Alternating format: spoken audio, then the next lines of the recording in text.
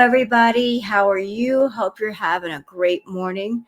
So it's almost 8 a.m. over here, and I wanted to sit down and react to Chantal's live stream entitled I Got Served. Well, if only that were true. If only she got served papers. Although I did hear through the grapevine that Aisha is going to have her served sometime this week. So time will tell, won't it? If she's actually going to get served or if she isn't. But during this live stream that we're going to go over, Chantal does something really cringy. She acts as if somebody is at the door and that she's talking to someone. And then she just makes fun of the fact that she hasn't been served yet. Thing is, if there was no danger of getting served, Chantal, why is it that you are rather quiet in the apartment in which you stay? Like, everybody's noticed it, that when you're in the apartment, you hear somebody out in the hallway, you get real quiet, as if you don't know that somebody is out there and you don't know what they're up to. You get real quiet. If everything was legal and above board and you were allowed to stay there, why get so quiet? Why would you be afraid of making any kind of noise in the apartment in which you stay? It doesn't make sense. So, yeah, she's back in Kuwait. I'm just going to throw my theory. I have a feeling that this whole return trip back, it's not going to last long. I can't say why. I can't say what's going to happen, but I just have that feeling like her time in Kuwait is coming to a close. I also feel that her and Salah are going to do a lot of fighting, that she was not supposed to come back to Kuwait as quickly as she did. She was supposed to stay gone a lot longer, and she didn't. And Salah is angry about that, very, very angry. So they're going to be doing some fighting. Chantal, when she was in Canada, she was partaking in the party favors. And every time she goes back to Kuwait, the first month is always the worst for Salah because her body is weaning off the things that she got it used to while she was in Canada. So yeah, that's going to be fun for him. But I've been keeping an eye on Chantal's content. Have y'all noticed that I haven't been reacting to everything? In my opinion, it's because it's not worth reacting to. She did a travel vlog. She did a vlog while she was in Canada. I looked at both of them. Trash, absolute trash. And the I Got Served live stream, well, that's questionable too. But I'm going to react to it anyway because I've got my thoughts. And while we're here, let's get a couple of things out of the way before I get started. The first one is I set all of my comments for review. I do that because in the past I had issues with people trying to post prawn links in the comments, and I did not want those getting through, so I set everything for review. That cut down on the spam by a lot, but just this morning I woke up and there were a lot of really gross, inappropriate comments from names I didn't know, possibly trolls, possibly socks from people. And all I'm going to say is anybody making comments like that, I'm just going to block you off my channel. I'm not going to put up with that. That's gross. That's inappropriate. Ew. Second thing, this is the more important thing. What is there to say about Chantal's content? What is there to say about it? It's getting progressively worse. When I do reacts to Chantal, the majority of the live or the video is her just doing a really bad version of show and tell.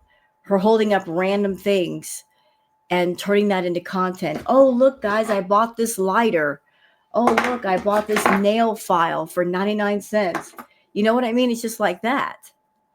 It's just a really bad, uninteresting version of show and tell. Like, she will purposely run up the meter by doing things like that. It's either that or eating a bunch of food or just talking about random nonsense.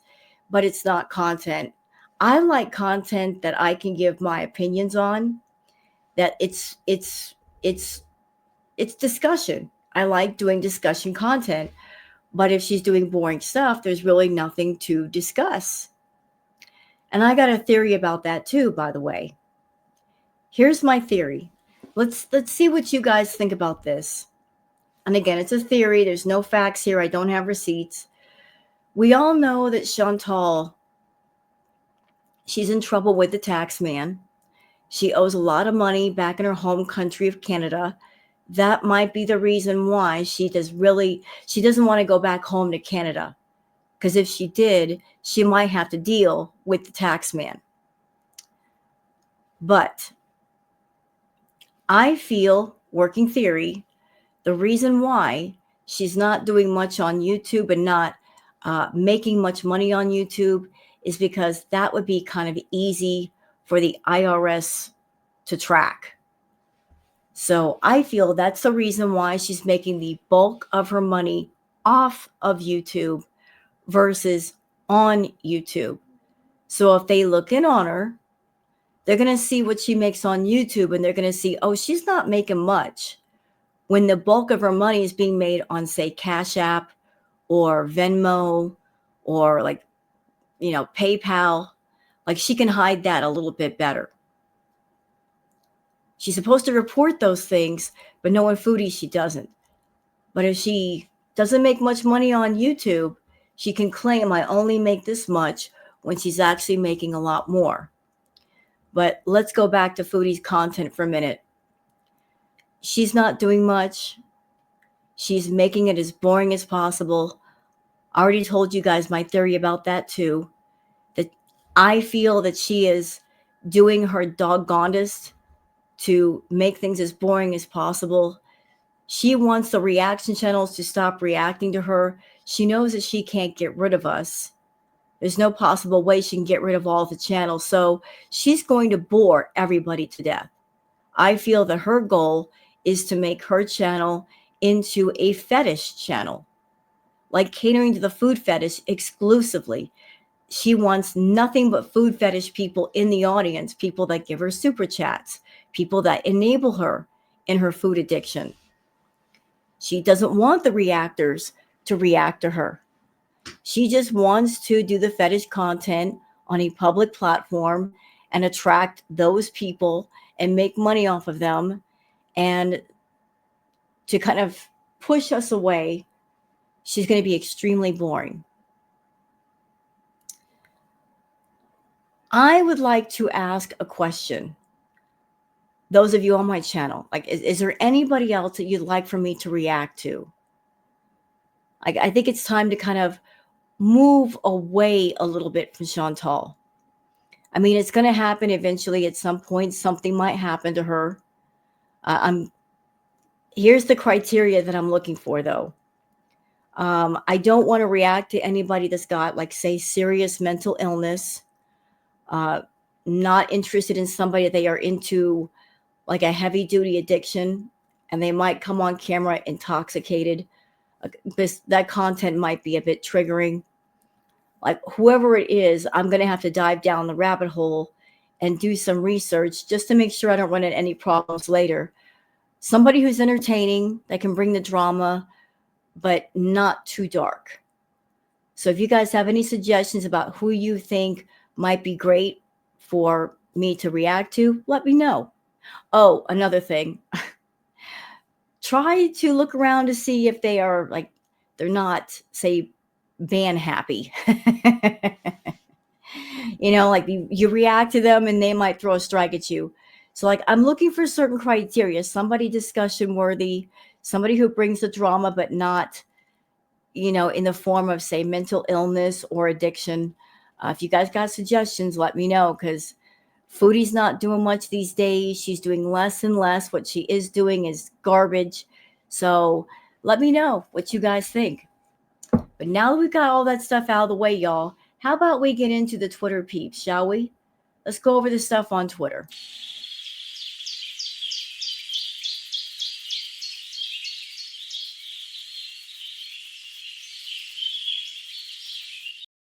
Okay, so it's time for the Twitter peeps, and I am all set and ready to go.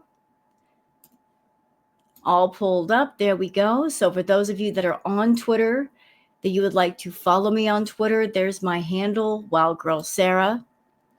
Okay. This post from Callie Ray saying Buster is a legend. He's the only one in Foodie Beauty's life that is truly honest with her. I bet her family are so happy she's not in Canada. Does her family know you can disown family members when they are continuously being problematic and showing no change? Yeah, Buster is the OG. Before Girl World, there was Buster, and Buster was on to Chantal early. Buster does not like Chantal. Look, animals know. They just know. Buster hates Chantal. Always has. He's never liked her. We support Buster here. We absolutely support this dog. Thumbs up to Buster. Florida Salt and Sass says she'd never date a 19-year-old, but she'd pay to have intercourse with one. Yeah, she did that. She did that. And she thought it was cute. It wasn't cute. It was creepy. Tat Von B says, I just watched Fat Cow's vid and her theory on Foodie's baby talk, and it's very interesting to hear her perspective. I had to speed up the video because it's kind of longish. What do you guys think about why she's into this baby talk? Yeah, Fat Cow Chronicles, love that channel. She's always incredibly well spoken, always on point. Love you, Fat Cow. So I agree with two of your theories, Fat Cow. Absolutely. You gave the theory that Chantal's very manipulative. I absolutely 1,000,000% agree that Chantal is manipulative and she uses the baby talk to be manipulative. She was doing the baby talk here and there with Pete when she wanted him to do something. She would use the baby talk like, Pete, can you go to the door to get the takeout for me? Yeah, she was doing that. So she was using the baby talk here and there with Pete, but it just amped all the way up with Salah. So that tracks. Also, here's another theory of mine. You, Fat Cow, you talked about like her doing the regression thing. I think you're on track with that also. If you think about the relationship that she has with Salah, the way she's described him, almost in a fatherly way.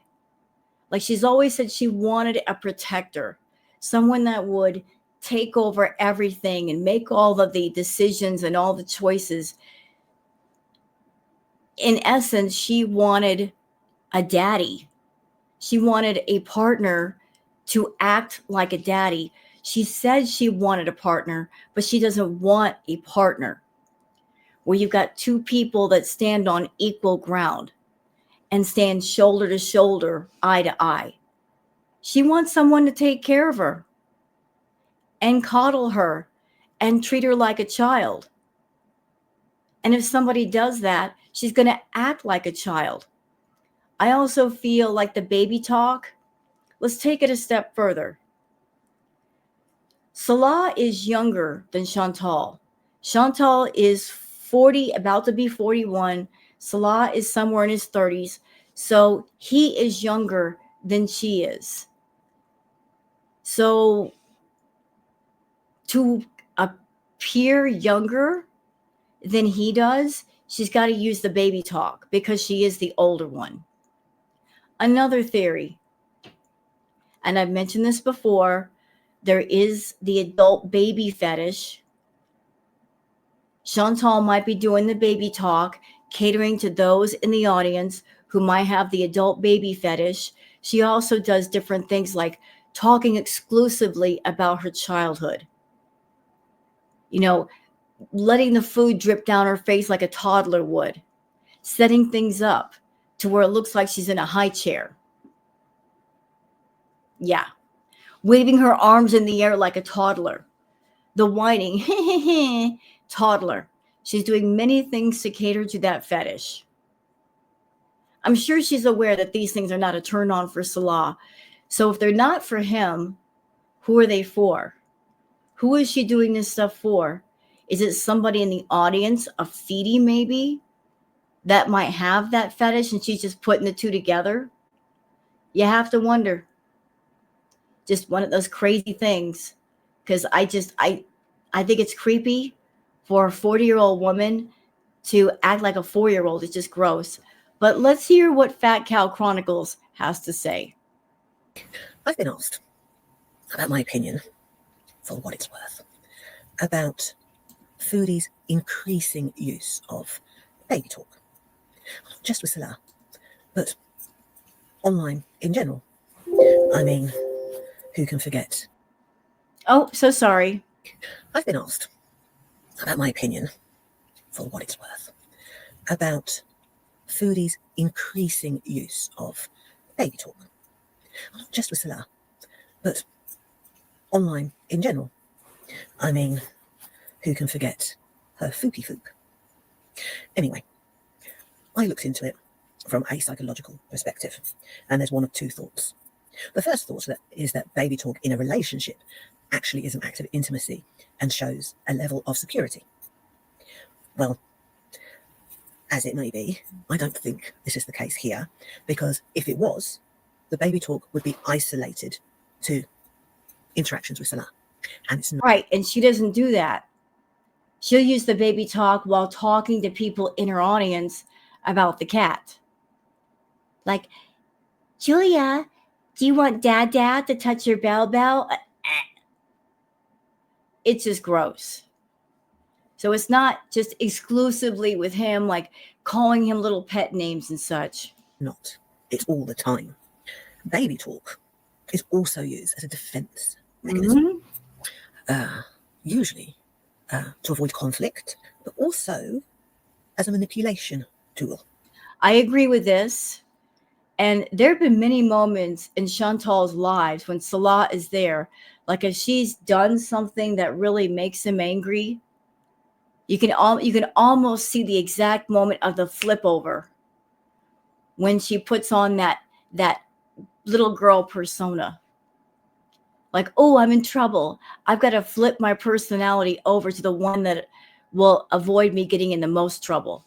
Example, anybody remember the live that happened where Salah was talking about how Foodie ate his candy bars?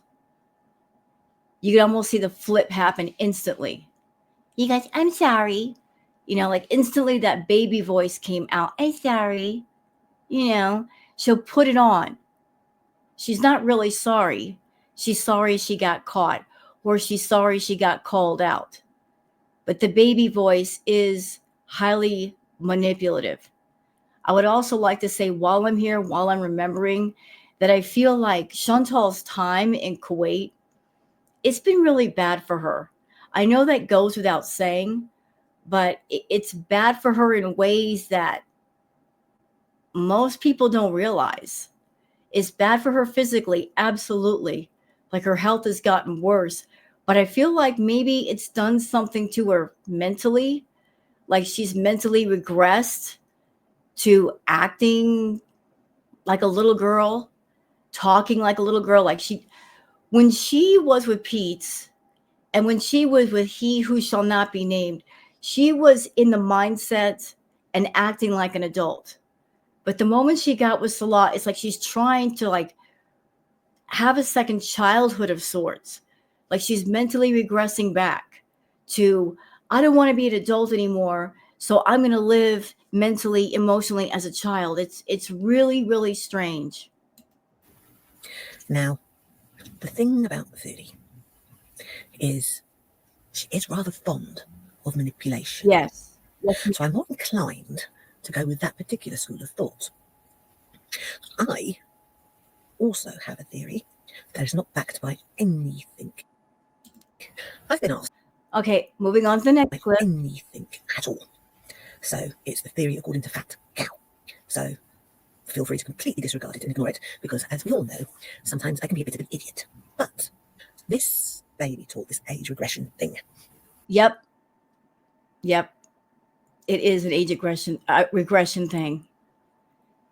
Y'all, I'm telling you, think about all the things she said about Salah, the way she described him. Chantal herself, out of her own mouth, she has told us that she's got daddy issues. She also has abandonment issues. That's why she goes bananas at the thought of a man in her life leaving her. I mean, I'm not a psychologist. I am not here to diagnose Chantal. She's not my patient. But she's admitted some of these things. But she, in my opinion, she's looking for a father figure in someone who isn't a father figure. She wants that person to behave in a fatherly way and coddle her and take care of her and take care of the responsibilities so that she can just do nothing and be free. She's not looking for a partner. She's looking for a fatherly caretaker. I think Foodie thinks it's endearing. I think Foodie uses it progressively more and more because she is aware on some level that her appeal as a woman, let's say, for want of a better phrase, is less than it was.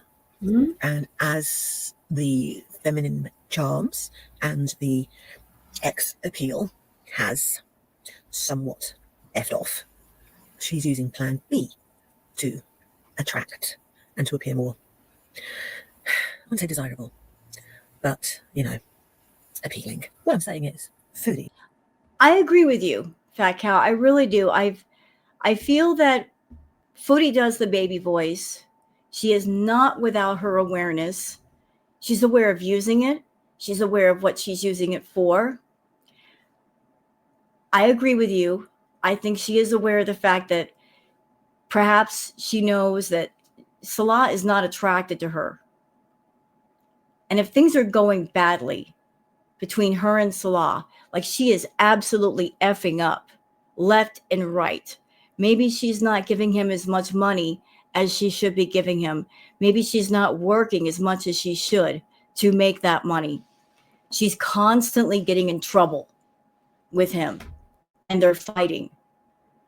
That voice, that little girl personality comes out.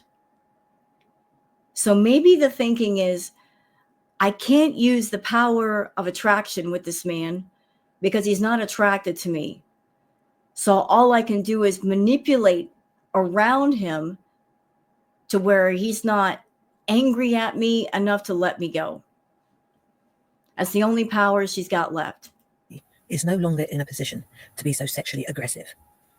And she's also aware that she's no longer, in society's eyes, desirable enough to be able to get away with being so sexually aggressive. And also she's in an environment where she cannot be, guess what, sexually aggressive anymore. And this baby talk, the age regression, oh, you know what I mean. This is all she's got left. It's the only trick left in her bag. Because it's not like she has conversational skills, intelligence, wit, humour to back up, her failing desirabilities. It was all she had. It was her aggressive sexuality. It was her party trick. It was her go-to. That money.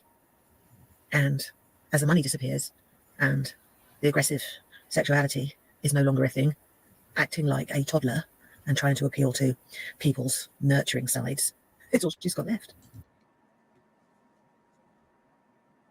I don't know if she's appealing to his nurturing side by doing that, though, Fat Cow. I don't think he cares about Foodie in such a way that he would want to nurture her. I think she gets on his nerves in a major way. When she came back from Canada to Kuwait, like he was visibly annoyed, perhaps even a little bit surprised that she was there so early. She did say that she changed her flight. I don't know exactly when the dates were, like the date she was supposed to fly out versus the one she did. But I get the feeling that she was supposed to be gone at least a few days longer than what she arrived. So he was not pleased. If she's doing the baby voice to appeal to his nurturing side, it's just, I don't think he cares.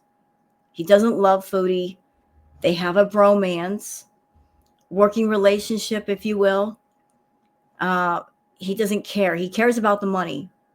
And even that's starting to dwindle. Like she's just getting worse and worse and worse and worse with the money. And because of the content, I mean, I'm going on Twitter. I barely see anything anymore that anybody posts. And I remember way back in the day when Twitter was popping off. If Foodie did a live, there'd be tons of clips everywhere. If she did a video, it'd be tons of clips everywhere. There'd be tweets for days. Now, crickets. There's nothing. And I don't know if that's what Chantal wanted. She wants the reactors to get bored, but that might turn around and bite her in the butt. That might turn around and really bite her in the butt. She's kind of shaped like a baby. I mean, a rotund baby. And with a hijab. Yeah, I honestly think she's catering to the adult baby fetish people. There's at least one person in her audience, perhaps like a big money whale, a financial backer, if you will, an enabler that has that fetish and she's catering to them, or maybe she's trying to attract that crowd to her channel. As I said, she has turned her channel into a fetish channel. Like the foundation is the food fetish, but she might periodically sprinkle in different fetishes to go along with that. Maybe even hookah stuff, like Amberlynn Reed. Okay, moving on to Malarkey Meter. Wow, Foodie Beauty butchered that Christmas light vlog. I'm there every year. They have shows every night, November 30th to January 6th, 6 to 10 p.m. Please watch to see what she was too lazy to show. A lot of effort goes into these displays that she basically spit on. So Chantal was in Canada and she did not show the Christmas lights at all. Like she didn't show us much. Now this is interesting from Bingo. In Mangaf 2025 and Foodie Beauty. Look at the comparison. When Foodie did this during her live stream, I'm like, what is she doing? Was she acting out a part in a movie? It looks like she is. Look. She's acting out a part in a movie. I was wondering why she did that. Like, what is going on there? Like, copycat. Your mom's emotional support carrot says, which freaking blank of his beezers said diabetes is self-induced? Chantal, of course, went with that. She's too daft to effectively work on getting her type 2 under control and is only hurting herself there. Her repeating that misinformation is maddening. You know, I've heard of people that were on type 2 diabetes, not on it, I'm sorry, forgive me, that had type 2 diabetes. If they worked hard, proper diet, exercise, I've heard of instances of medications being eliminated or reduced, you know, not being on the max doses of things. Not her. I don't think that'll ever beat her. She's not even trying to work on herself. Mrs. Floopa Booty says, must be hard being so broke that you have to put out boring, unimaginative content on YouTube and further humiliate yourself with obvious lies and delusions.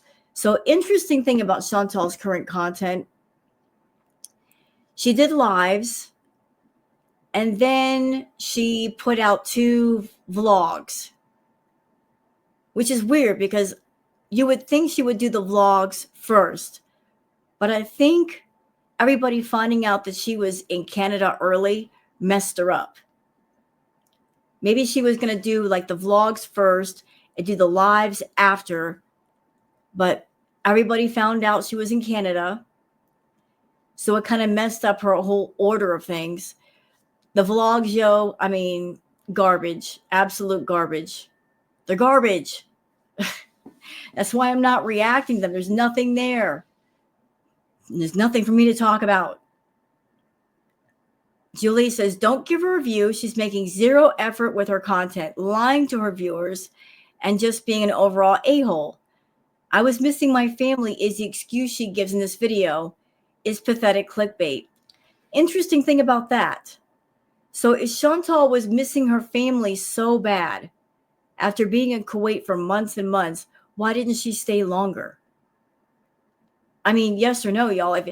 Look, if you were taking a flight that was 13 plus hours, perhaps even 15 hours from Kuwait to your home of Canada during the holiday season, and you missed your family, wouldn't you want to stay as long as possible to spend as much time with them as possible? I would think so. You know, spend as much time with your loved ones as you can before you decide to go back. Not Shantel. As soon as the e-visas came back online, she was gone. So how can you say you missed your family, Shantel? You got to Canada just long enough to get some party favors, smoke some green, gather up some Christmas gifts, party a little bit with he who shall not be named, and you ran right back over to Kuwait when Salah said the D word. We all know why. That's why you went back, because you were scared that he was going to use the D word on you. And you wanted to secure your place in Kuwait, because that's the only place you have to live right now, beyond sleeping on your family's couch, and that can't last forever. Nellie says, one mention of divorce, and she changed her return flight and hauled butt back to Kuwait. Let's watch. Because for the way there, I had 2 seats, but the way back, no, I didn't. Because I ended up changing my flight. So. And you didn't have to. What was the big emergency? Why did you have to go back to Kuwait so quickly for? There was no emergency. There was no reason to go back to Kuwait. You wanted to make sure that Salah wasn't in the red room. He's going to go anyway, whether you're there or not. You can't stop him. How hypocrisy says, replying to Kelly, this random selfie. This is a true selfie of Shantel. This was way before Kuwait. This is what she really looks like. Compared to this, Kelly, Foodie is so full of herself and really believes this is how she looks. She's so doggone delusional. Foodie put up a community post saying, hi, have a nice day. Also, random selfie. That is not a selfie. You had to take time to use all the filters, put the background. That is not a true selfie. There's nothing natural about that picture, Shantel.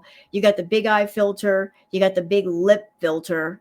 You got the contour filter. You got the skin smoothing filter. All of it, using every filter in the world.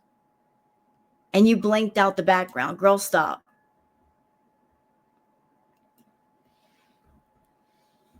And see. And she also did this video, and this is courtesy of Mo Translate. She lying about the visa run. She told us about all the new underwear she bought and the feminine hygiene products. But don't you dare ask about the visa status. Yeah, isn't that weird? That she can come online and show us her new underwear and talk about feminine hygiene products, but asking about a visa status is wrong. Okay. Just out of missing my family. I know there's probably a million theories as to why I came, but I can confirm it's just that I miss my family as per usual. You didn't miss them. Listen, why can't you be truthful and tell us, hey, my visa ran out, so I went home? Why is that so hard? We know that's what happened. And whether it was for an immigration purpose or not, that's really no one's business. And I don't mean that in a bitchy way. I'm sure people are going to be curious, and I'm totally fine with that. I'm totally fine with people making up theories, but yeah, of course you're fine with it. Because if you weren't fine with it and you wanted to stop, you would tell us the truth. There's no need for theories if people get the straight truth. But truth is the one thing you can't give us. You'll give us being offensive. You'll give us being rude. You'll give us shocking, offensive behavior, but you won't give us the truth. Truth is the one thing you're stingy with. I'm being truthful. I just really, No, you're not. really missed my family. And No, you didn't. No, you didn't. You didn't miss your family. And I'm sure they didn't miss you either. that's the main reason. Yeah, so that's just it. Yeah, I wasn't being bitchy, but it's just like my immigration status, my immigration plans, all this and that. I don't feel like I think that's really personal, and I just don't want to share that. I guess I just pick and choose what I'm comfortable sharing with on a personal level. So yeah, so why didn't I tell? One of the reasons why she picks and chooses what she tells us is because you got to know there's some shady stuff going on in the background. If she chooses not to not speak on it, there's something shady going on with whatever it is. Tell people that I was coming to Canada. I think it's, kind of obvious. I think that I needed a break from YouTube, number one. But you didn't really take a break. You went home to Canada and you did a live stream over your aunt's house. So you weren't really taking a break. You needed the attention. You get more attention from the people on YouTube than you get from your own family or from Salah. You're always thirsty for attention. You can never have too much attention, Chantal. So you fired up a live stream at the aunt's house when you weren't supposed to. And I'm sure you got in trouble for that. That was also one of the conditions of me coming to Canada for Salah, my husband, was that I don't post or go live or do anything like that. You know what? Can I just say something about that? Chantal, I would like for you to watch yourself and listen to yourself. Because the Chantal I started watching a few years ago, if somebody else came forward and tried to tell her what to do on her own channel, she would flip that person the middle finger and tell them to go F themselves and go sit and spin on it. I remember the original Chantal, the one who was on top of her analytics, that cared about her channel, that cared about her content a little bit, sat down and brainstormed about what she could do with her channel and how to be more offensive and unpredictable and entertaining. I remember watching that one. I don't know who this is but in front of me. I don't know how she showed up. I don't know why she showed up. But are you kidding me? That your channel is your channel. It belongs to you, and you're going to let Salah tell you what to do on your own channel, when you could stream, how you could stream. You're going to let that little man boss you around on your own channel and run it into the ground. For what? He's not a millionaire. He doesn't have a successful channel. He's got a lousy, pathetic, pitiful gaming channel. And his content sucks too. You're going to listen to him about streaming when this is your income? And it's how you pay him too? You're going to let him boss you around? Dang. Turn in your older woman card now. Just hand it here. I'm going to tear it up as soon as I put it in my hand. Hand it here. Hand it here. You should be ashamed of yourself. Letting a younger man who's a loser tell you what to do. You're a loser too. But honestly, seriously, you're going to let him tell you what to do on your own channel when he's a pathetic little sugar baby getting money off of you? Come on now. Because he's worried about my safety. No, he's not. He's not worried about your safety. You know what he's worried about? He's worried about his image, his reputation, and his family's reputation. And he knows how wild you act in Canada. So he didn't want you streaming in Canada where you could do anything you wanted. In the past, people have come to my hometown, and been very invasive. And I just wanted to avoid that. Stop it. First of all, you don't own any city in Cornwall or Ottawa or Montreal. You don't own any city in Canada, period. You don't. Even if French Fry Girl lived a block away from you, you don't own that city. You don't own that street. You don't own that town. They can go wherever they want. I mean, back during Crackhead Olympics, you were running all over Ottawa, Montreal. You were all over the place, going to the Orange Julep.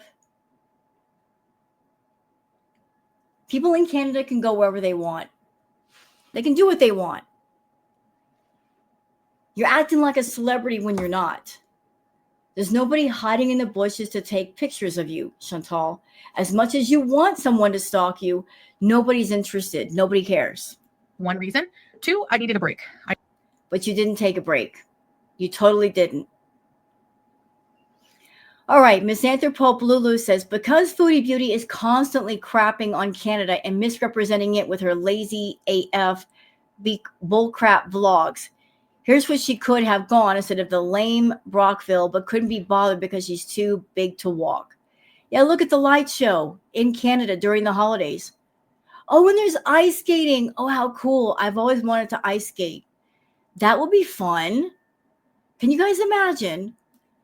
Like ice skating at night with all those beautiful lights? I'd be down for that. I'd probably fall on my butt, but I would at least try. And let's see. Oh, and this part here from Queen of WTF, this is from like the vlog she did. She actually filmed this. Eating pieces of bread with cheese whiz on them. Like that's entertaining content. This is what I'm talking about, y'all. Garbage content. There's nothing to discuss here. There's nothing to discuss here. It's just Chantal eating bread. Big deal. So what? Moving along. Tat Von B says, I love how Buster can sense her dark soul. Warms my heart. Really? Let's watch. Buster. Hi, Buster. Hi, Buster. I gotta blow this up. There's Buster right here. Y'all see my pointer? There's Buster off to the left. You gotta go to the bathroom? Look at the look on his face, like, you're still here. Why haven't you left? I'm kind of Buster sitting right now, so I don't know if he's gonna like go to the door if he has to go to the bathroom, but Buster! Hi, buddy. You need to go bathroom? I don't know about dogs. I'm not familiar. Like, what do you want? Notice the dog is not coming near Chantal. The dog is across the room. Buster hates her. And he's got his tail up. His tail is not down. His tail is up. Okay, anyway. He doesn't like me either, so. I don't blame him. Buster's a good judge of character. Hi, buddy. Do you have to go poop? You have to go pee-pee? You have to go pee-pee? Why are you talking baby talk to the dog? He doesn't care. He hates you. Hi, Buster. He hates you. Why are you talking baby talk to an animal that hates you? Wonder Mom says, is it a random selfie, Foodie? If you have to take hours to make yourself look like that, more it looks like an art project. We know how you look. Yeah, here's the picture. And here is the real Chantal. And this was before Kuwait. Where's the pointy chin? There's no pointy chin. Round face. Okay, no pointy chin unless she uses the doggone filters. The math ain't mathin'. She should be thanking the beauty apps.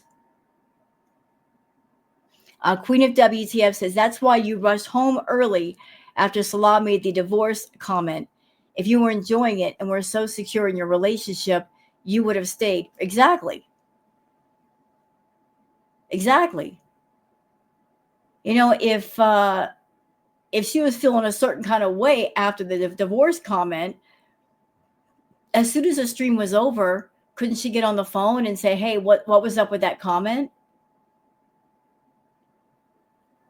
And that way, if it was nothing, she could just stay in Canada a little while longer. Nah, she didn't do that. She rushed right back over there. Look at this. I love my alone time in Canada. Apparently not, because you cut it real short, real fast. Now, this is going to be kind of gross, y'all, but this is a blast from the past for those who have not seen it. This clip, courtesy of Truth Seekers, Perfectly Imperfect, this was done during the Crackhead Olympics era, and specifically when she was in Cuba. Truth Seekers said this is why a lot of people call her a predator, because she has behavioral issues of one where she could seek out vulnerable men like this where English isn't their first language. Perfectly Imperfect says, but it was fine for Foodie Beauty. Like we don't have receipts for years. Yes, we do. And here are some of the receipts. Roll that beautiful bean footage. He's 20 years old. He's 20. Yeah, fuck my life. Yeah, he's 20. He's fucking 20. That's so young. I'm like 18 years older than him. Well, he's mature for his age. You're not even mature for your age. And do I think it's gross that you had relations with a man who's much younger than you? That you paid for his company because he didn't have money? And yeah, you're gross. He's a baby, Louis. I said you're a baby, Louis. I mean, it's legal. I don't know. He was very nice and everything. I just, I guess just made me feel fat, old, and out of shape. So. Well, if the shoe fits. I just think, it'll just be good for like a little tryst here and there if I feel up to it. Because he is a hunk. Like, he's a hunk. Very young, so obviously an eager puppy, yeah. But I don't have the energy anymore. Like, dang, shit. I remember this was before she gained about 150, 200 pounds. And she's saying, hey, I don't have energy like I used to. Imagine how our energy level is now. I didn't have any snacks. We just had drink and experience. Not as bad as I would. No, this guy has the body and conversation level of like a grown, like my age. Like, he's very not young in the head at all. And I don't know if that's just where he was raised. He's more just culture. Chantal, you got the mentality of someone in their teens. So you would consider anything intelligent conversation. More, that's what I think I like about men. That's the thing. I don't want to pay for sex, but something about it sort of turns me on. Like the idea of like a young, hot prostitute guy. She's so gross. She is so gross. Predator. She's a freaking predator. Always has been. True Seeker says, why would she even say, if you're watching, babe, when he's in the chat talking and home with her? He doesn't have to respond to chat because he can hear her talking if he's in the back room 20 steps away. Yeah, weird, but let's watch. Yeah. It's so Juice is happy, babe. She loves, by the way, babe, if you're watching, she loves more than the butchers. So we're gonna. This is what I hate about nail polish. It comes off. Applause. It's like real tuna. It's so like. Chantal, can I make a personal request? I know you don't like Girl World, so my request is going to fall on deaf ears, but can I, you know what? I'm not going to make a request now. I'm just going to make an observation. Booger, come on. Come on. My cat. What are you doing, Booger? What are you doing? Here's what I have to say. You are so lacking in content that all you do anymore is a really bad version of show and tell. Like, you'll just gather stuff from around the house and hold it up and talk about it, like random objects that make no sense. It doesn't. Can I help you with chewing on my hair? Look at this booger. Ow. This is why I call her Booger. Ow. Ow. Booger. Ow. Ow. You little. What are you doing? I'm being harassed. I don't like it. But y'all give me a second. What are you doing? Come here. Put you on the bed. Where? She's a rascal sometimes. All right. What was I? Anyway. So, yeah. The whole show and tell thing. Can we cut that out? It's all you do anymore. It's not interesting. Can we just find something else for content? It smells like tuna. It's like real like food. So I mean, I could easily imitate Chantal's content. Easily. Picking up cans of cat food and keychains and, like feminine wipes and feminine products and showing them off to the camera for 15 minutes, which is exactly what she does. she likes it. She's good. She's right here. I ordered my dinner. I'm so hungry. So because I'm jet lagged and I don't really know like which days, like imagine You're not jet lagged. Jet lag is code for something else. Did you sneak something over to Kuwait that you weren't supposed to? Kind of sounds like it. the time zone changing when you're traveling. No, it's been days. Jet lag does not last that long. Yeah. So I feel like headachy, like really bad. I better take my sugar first. I wonder, I don't know if the headache could be because just a regular headache, or it has something to do with her blood sugar, or maybe because she got her body used to certain things in Canada that she doesn't have access to in Kuwait. It could be any number of things. I feel dizzy. Why are you online?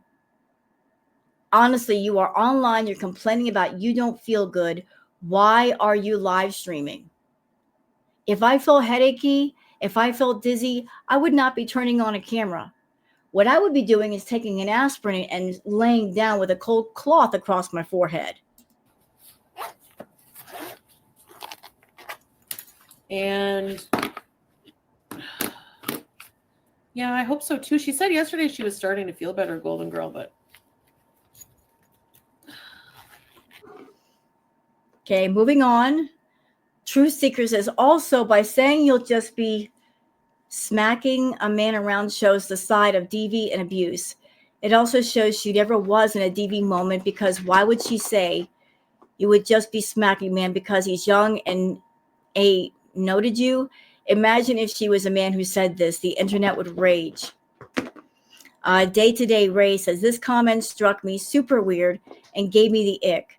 She said it so nonchalantly too. Like her smacking a partner around is normal. Anyone feel gross hearing this? Is it just me? Am I reaching? Foodie Beauty is gross. Let us not forget Big Turk either. He was 19. Let's play the clip. guys, what would you have in common with a 19-year-old? Like, I could never. I would like you just be smacking the guy around, like get on your nerves. No way. Yeah, why would she say that? Why would she even suggest that? And Chantal, according to you, you were with much younger men that you paid.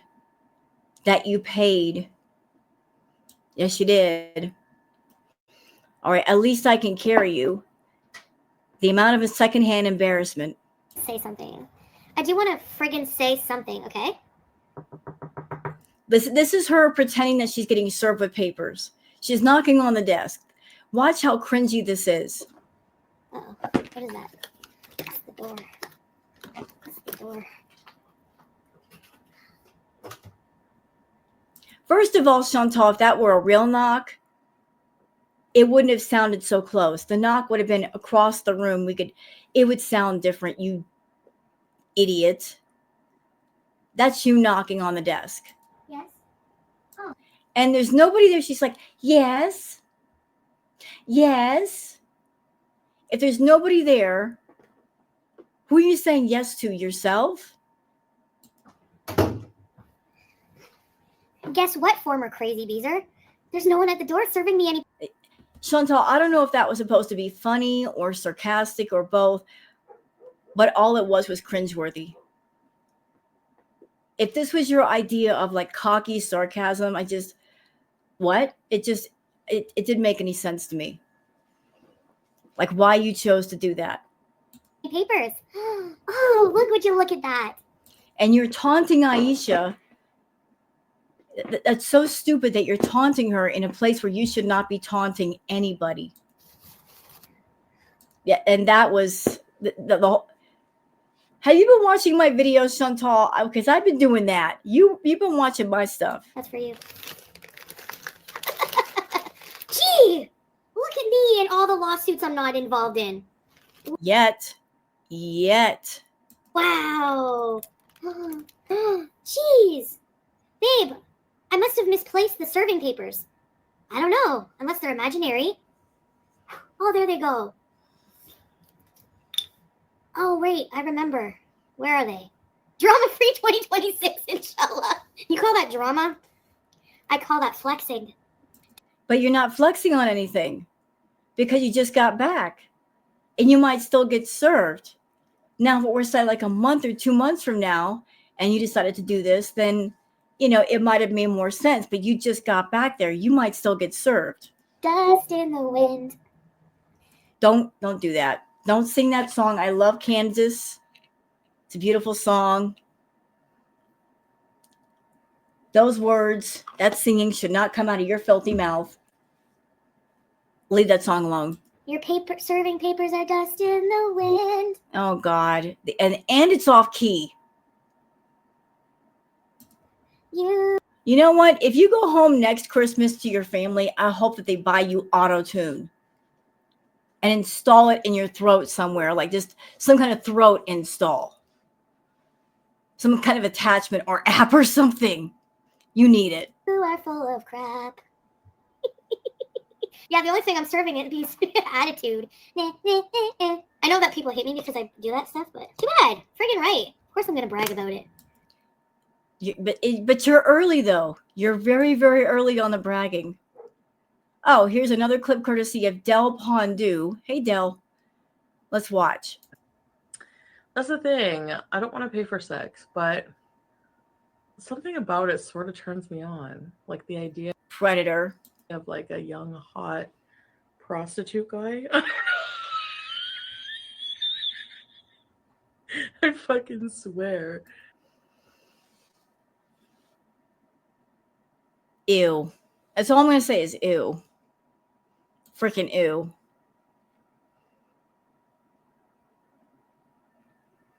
Okay, so that's it for all of the Twitter stuff. Let's get out of here and let's go on to the live itself. I don't know how long we're going to stay for this, but we'll get some of it. Let me just go ahead and change this. Okay, one moment. Okay, let's keep going with Chantal.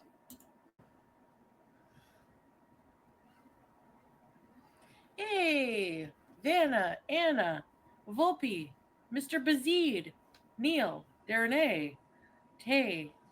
Hi, Darren A, PMAC, Willow, Allie. Hello. Before we get started, though, I would like to say something to Chantal because I know she watches my reacts. I know she watches all of them. You do realize, Chantal, this is going to kill your channel. You going back to Kuwait. Not that the content in Canada was any better, but there was still a hope that something interesting might happen. You are more yourself, your true self, when you're in Canada than you are in Kuwait. When you're in Kuwait, you're somebody else that is not you. But we know how things go. It's been almost 3 years. When you're in Kuwait, you are around Salah, you are not your true self. You are still Foodie Beauty, but you use Miriam as a shield for acting badly. You try to hide behind a faith that is not your own, that is not in your heart, to do bad things and get away with it, although you're not really getting away with it. You going back to Kuwait, you're dooming your own channel. And that's something to consider because you're relying a lot on the feedies for the bulk of your income. I know you are. I know that you're doing the feedie content off of YouTube somewhere, somehow, maybe in different ways, maybe in different platforms. You might actually have a Phoebe account, same as Amber, and doing the Who Cow content just more on the down low and people haven't found out what the account is yet. Maybe you're using wigs, maybe using a different name. I don't know. But the bulk of your income is coming from the feedies. You're trying to turn your YouTube channel into a fetish channel, like for fetish people only.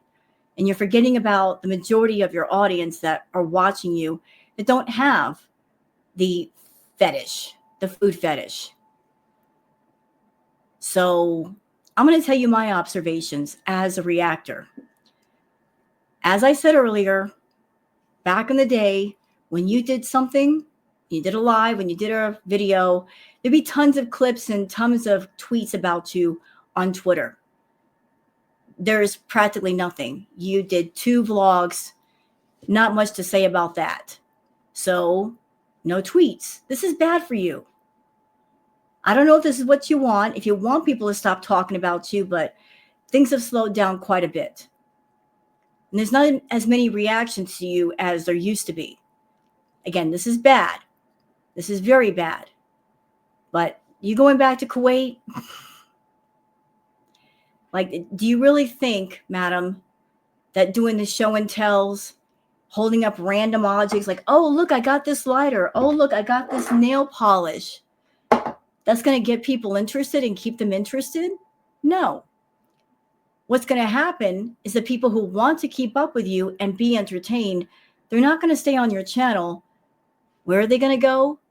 They're going to go to Girl World because they will entertain them. But don't rely entirely upon Girl World to carry you, although we've been doing it for quite a while. We've been pumping the blood into your almost dead channel for a long time now, but there's only so much we can do. But you are increasing the Girl World audience by being extremely boring. And I know there's a lot of complaints on your side about we're taking the views away from you, we're taking the money away from you. No, ma'am. You're taking money out of your own pocket by not caring about your audience and the content that you create. You're a content creator, so shouldn't you be creating, putting some thought into things and pride and love and really caring about your channel? I think you should. If you care about your channel, you'll work on your channel. But honestly, I think that you are burnt out. I think you've done every offensive thing you could think of. Everything you can shock people with, you've done it. Every bit of drama you can create, you've created it. And you've arrived at a place of you're at a dead end. And you don't know where to go from here. Well, you need to figure it out because this whole Kuwait art cannot last forever. Your body's at a place where it cannot keep up the pace of what you're asking it to do. If you're focusing more on the feedy content and satisfying them, like how much can your body honestly put up with? And all it takes, Chantal, is one medical incident, one medical event to change everything. Even just a partial stroke can have devastating effects. It can leave you partially paralyzed. It can lead to memory loss. It can lead to a lot of things. So if your income is YouTube or doing feedy content and you don't have a nest egg to, say, pay for medical costs if something medical happens, you're in big trouble. You need to stop focusing on doing content where your body is being harmed and affected and think of another way to make money. We're still on the no drama streak? Yes, technically. Lipstick teeth. Hi, Carrie. Yeah, hope you're well too. Baxter, Cornwall, Cornhole. Sylvael. Don't make fun of my hometown, man. I'm just kidding. Hey, Samantha. Make fun of it all you want. I always do. 14th, Larry. Did you count? How is Canada? I'm in Canada. Yeah. Hey, Brooke. It was awful, but it's okay. Andre, Bell. It could have been worse. It was okay. Scapegoat. I got through it. I got through the flight. No Foodie Beauty, Stan, you're not. Cool Gamer, hello? It wouldn't let you type? Really? Scapegoat. Tangi was saying she couldn't type. That's so weird. Like, YouTube is like the most glitchiest app ever. For those who are watching this react, just be aware that YouTube is acting funny. It's not just one channel that's being affected, like Chantal's. It was acting funny for me the other day too. It's happened with everybody. I don't know what's going on with YouTube. YouTube seems to have this thing of, even though it's not broke, let's fix it and make it more broke. They keep messing around with things. Hey, Brian, Joe Wrestling. They call it cornhole, just to I've also heard that there are problems with StreamYard. I use StreamYard to record my videos, but other people have had issues with doing lives with StreamYard. So if you go into a live and things are weird, that might be why. insult it. There's no reason. Hey, Tammy. It used to smell really bad. You're jet lagged, YouTube lover. Golden Girl, where did you go, YouTube lover? Hi, Golden Girl, how are you? Hey, Mike. Hey, Belle. Hello, Beezers. No, Andre Marie. You guys, you don't recognize the treadmill, the keyboard, the couches. I brought all that. Imagine I brought all that. Oh, no, it's a green screen. Nice green. Hey, sweet home Amanda. I like your name. Babe, nice green screen from Canada, babe. But I got a question. Is Julia a green screen too? Yes. She's Julia number 5. You know what, Salah? You had another chance to get rid of her. Another one. She went to Canada.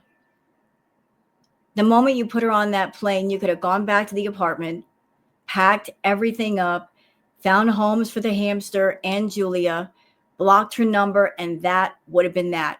Yes, she would have talked crap about you on her channel for doing that, but that's what you should have done. If she is this aggravating and annoying, why aren't you doing something about it? I mean, make it make sense. Up, and away. I got you. Hey, John. Instead of saying Darren or Darren, it's always Dareen. Dareen. Ah. Your accent, you're turning Egyptian. Mashallah, Mr. Bazid. Let's see how many people who can totally find content without you and don't care snipe you right away. Yeah, right. My butt. Again, anybody in my audience, if there's somebody else you'd like for me to react to, put the suggestions in the comments, because I'll still react to Chantal if there's something worthy going on, but another 3 months of this, I don't know if I can do it. I just don't know. It's just, I'm about discussion, points of discussion. But if there are none, then how can I talk about it? I'm not going to make videos and monetize them just for the sake of making a little bit of YouTube coin. I want to do content that's worthy of doing a video. You know what I mean? So the criteria, again, I'm looking for somebody that maybe they've got some drama or they're interesting and there's points of discussion there. Somebody doesn't have, say, mental illness, because I don't want to, talk about somebody and then find out there's some mental illness going on. No big time addiction problems. And they're not strike happy. So if you guys got suggestions for that, let me know. Thank you, Tammy. And for anybody that might come forward and say, well, why don't you react to Amberlyn Reed? There's some interesting things going on there, slightly. But I'm going to be honest. I don't like Chantal, but something about Amber, it's like these on a chalkboard. I can't with her. Hi, babe. Thank you, love. Yeah, I put a whole face of makeup on today. Tobeezer. Hey, Melly. Nice to see you. GTSY. You can't buy them unless you're in Kuwait. Best mods and Beezers. Hey, Bailey. Somebody's asking in the chat why the slow mode is on. It's not slow mode. It's just that there's not enough people in her room that the chat is flying by. I'm working on a Brockville vlog. I wish I knew that you lived there. I forgot that you said you were there. Hey, Rylan. Looking gorgeous per usual, Chantal. If I'm ever in your town, guys, let me know. Hey, Dawn. Apple 8. Alan Izik Yasala. Abarak A. What does that mean? This is embarrassing. One of my beezers speaks better Arabic than me. I don't even speak Arabic. Yeah. It was at night though. I'm glowing. I have a really cool, I have some highlighter on. Thank you. Thank you, Carrie. That was a quick trip. It was. It was. My head's still spinning. Hey, Jill, honestly, I feel like I'm like Brooke, Bailey, I don't. And can we take a look at these views real quick? Here's the number down here, 7.7. That is low for Chantal. She's got a channel that's over 100K. And she only got 7.7. So she went to Kuwait, to Canada. And she's back in Kuwait. And I want to and I can't see the views for the videos that she did in Canada because she deleted them. But I'm pretty sure that they were higher in Canada than they were in Kuwait. But this is what you came back for, Chantal, to do lives in Kuwait. You spent all that money to get back there that quickly just for 7.7. Really? You know, for a small channel, that would be amazing. But your channel's at over 100K. And I'm going to predict the views are going to go down further and further and further the longer you stay there, because you're going to get back into your bad habits of sitting around and sealing and talking about nothing, and it's going to get monotonous and people are going to get bored. And if you brought something over from Canada to Kuwait, something you wasn't supposed to, eventually whatever it was, it's going to run out and you're going to be in a nasty mood, and then you and Salah are going to fight. I don't know if it was down by the river. Don't throw up. Okay. You're telling a cat not to throw up? Chantal, how long did you own cats? You had BBJ, you had Sam. Cats do throw up. That's just facts. They throw up. Sometimes they throw up because of something in their tummy that doesn't agree. Sometimes they do like the hairballs. They horf up hairballs. Especially with long-haired cats, which Julie is a long-haired cat. They horf up hairballs because cats, they groom themselves with their mouth and they swallow the hair. You can alleviate that by buying special food to help with the hairballs. But it also helps when you brush them. You don't brush Julia. So all of that hair, maybe even her winter coat, she's ingesting that. And she's going to horf up hairballs. If you don't like it, brush her. Paula, it was dark, but I think I did. I went to the River of Lights, but I think I didn't do it right. Hey, Tattoo Chick, because to me, it just looked like a roundabout. I don't know. Such a mess. Thank you, Justine. Canada was okay. I don't know how you can do those long flights. Hairball. I don't know either. I don't know. I just do. I honestly just think of what's at the other end. Shu Barak aka Kefek. Ah. AKA, how are you? You have the same makeup on? No way, Jill. Your sister set you up with a whole face. Yeah, right? I know. She doesn't wear like makeup. She basically only wears a full face of makeup on like special occasions, like if she's going to a wedding or something like that. I have to take my pills. I have to take my insulin. So, okay, this is my favorite lipstick in the world. Okay. Oh, here we go with the show and tell crap. She does entirely too much of this. Chantal, you are overkilling the adult show and tell. You're using the show and tell times to run up the meter. That's all this is. You're trying to eat up more time on YouTube for more Google AdSense money. Let me show you. Like nobody cares what lipstick you're using. We don't care. It's honestly, I've been buying this for years. I got it on Amazon because I can't find it in the store.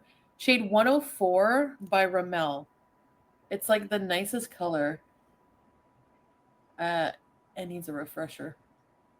It's like a matte, but it's not dry. It's like honestly the best lipstick ever. And yeah, this is the knockoff Naked palette I'm using. I wanted to try it. It's not that it's okay, but it's like all the colors kind of just mesh together.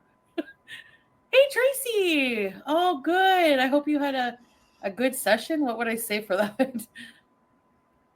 5 hours? Ew, yeah. Cuba was like 4. Yeah. Yeah, it's a very cool. I love that lipstick. Yeah. Making note of that. Yeah.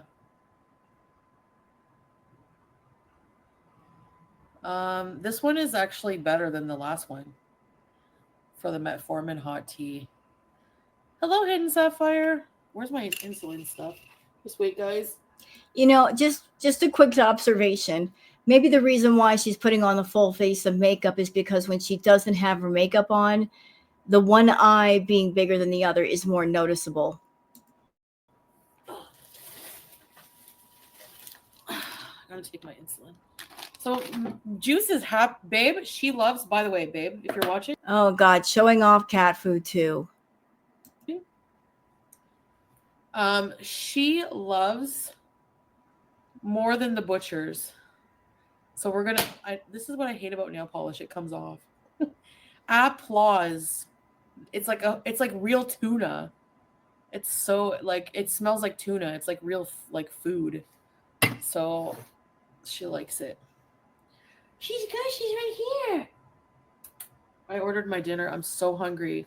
So because I'm jet lagged and I don't really know like which days, like imagine the time zone changing when you're traveling. You know what, Chantal? You come online, you complain about your health. You complain about being tired. You complain about being jet lagged. But rather than take care of the issues and then come online, you do it backwards. Why do you come online if you don't feel well? If you're feeling jet lagged, take a day, relax, sleep a lot, eat well, and then come back online so you're not so complainy. Yeah. So I feel like headachy, like really bad. I better take my sugar first. I feel dizzy. And yeah, I hope so too. She said yesterday she was starting to feel better, Golden Girl, but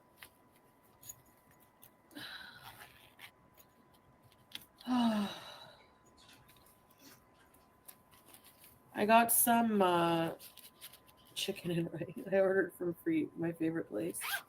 What is this? I'm craving just like something normal food. I don't know. I need a sharps container. I don't even know. Do they must give them out here. I need to get some stuff at the pharmacy too. I'm going to be getting some multivitamins and also some vitamins called Neurobion. It's like a thing here in Kuwait. They were giving me that as injections when I had my sciatica. It's like basically to like protect your nerves, like all the B vitamins to protect your nerves. So I got to get that at the pharmacy. I'll check if they have a sharps container or Salah. Salah will.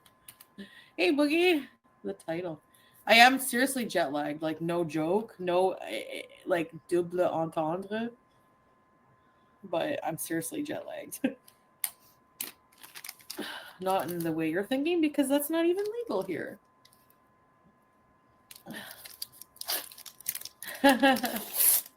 What happened? What happened? Oh, membership. Boogie, I didn't see. Thank you, Boogie. Thank you so much for the Boogie Underground. Thank you so much for the membership and for pissing YouTube Underground off with that name. That's hilarious. You know, at first when I saw that name, I didn't know if it was from just a beezer who took that name, just a random beezer. But now there's confirmation that's Boogie from Locale Live. Interesting. I'm not a regular watcher of Locale Live, but I'm a bit confused about that. I'm a bit confused because what I did see a Boogie, he was very passionate about talking about, I will do anything for Locale Live. I'm here to build the brand of Locale Live. Like, I'm on board. I'll do whatever. Okay, so you are. So why are you in Foodie's chat when Foodie is somebody that she came on as a guest for Locale Live, and then she got off the panel, and then she did a live called I Feel Violated, when she wasn't violated, when she was saying stuff that could potentially hurt the brand.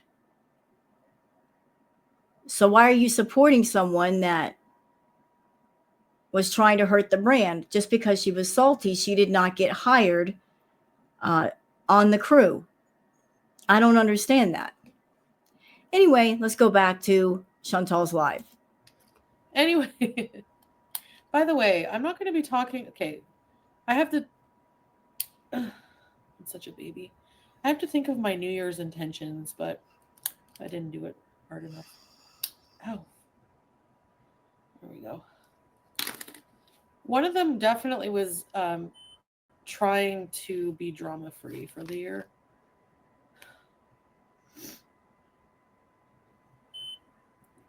Oh, not bad. Okay, I'll show you. 9, which is not bad for me, which is sad, I know. But that's diabetes for you. Anyways. I also had a lot of bread for breakfast. Maxine! Welcome to Very Important Bees. There's Maxine, Ready, Set, Bees. And thank you, Boogie Underground, by the way. Who got that membership? Em, what do you mean? Thank you. Oh, Em didn't get one. I don't. Okay. Hey, Aaron. You can reverse. Yeah, you can reverse your diabetes. I know. Takes a lot of willpower. And she doesn't have it. Takes a. And it's never going to happen as long as she's on YouTube, using food for content, catering to the feedies off of YouTube. It's never going to happen. Situation is only going to get worse. A lot of stuff.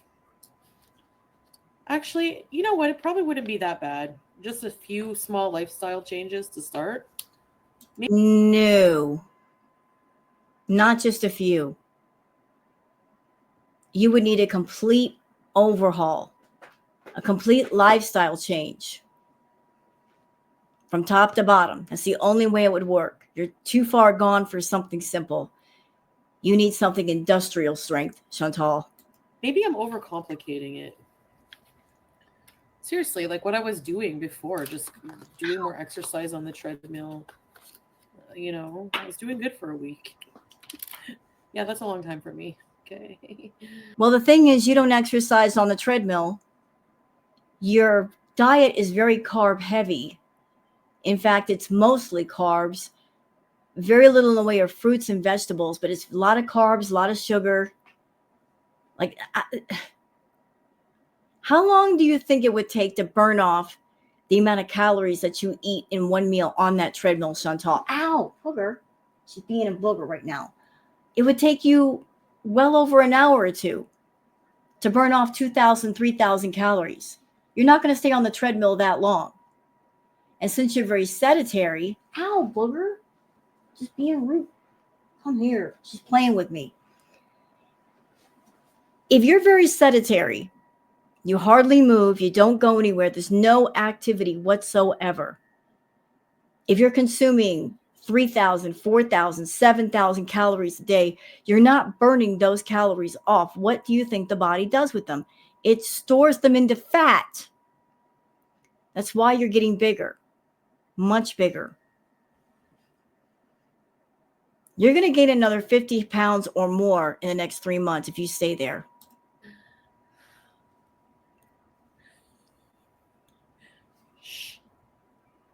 I don't want to hear it.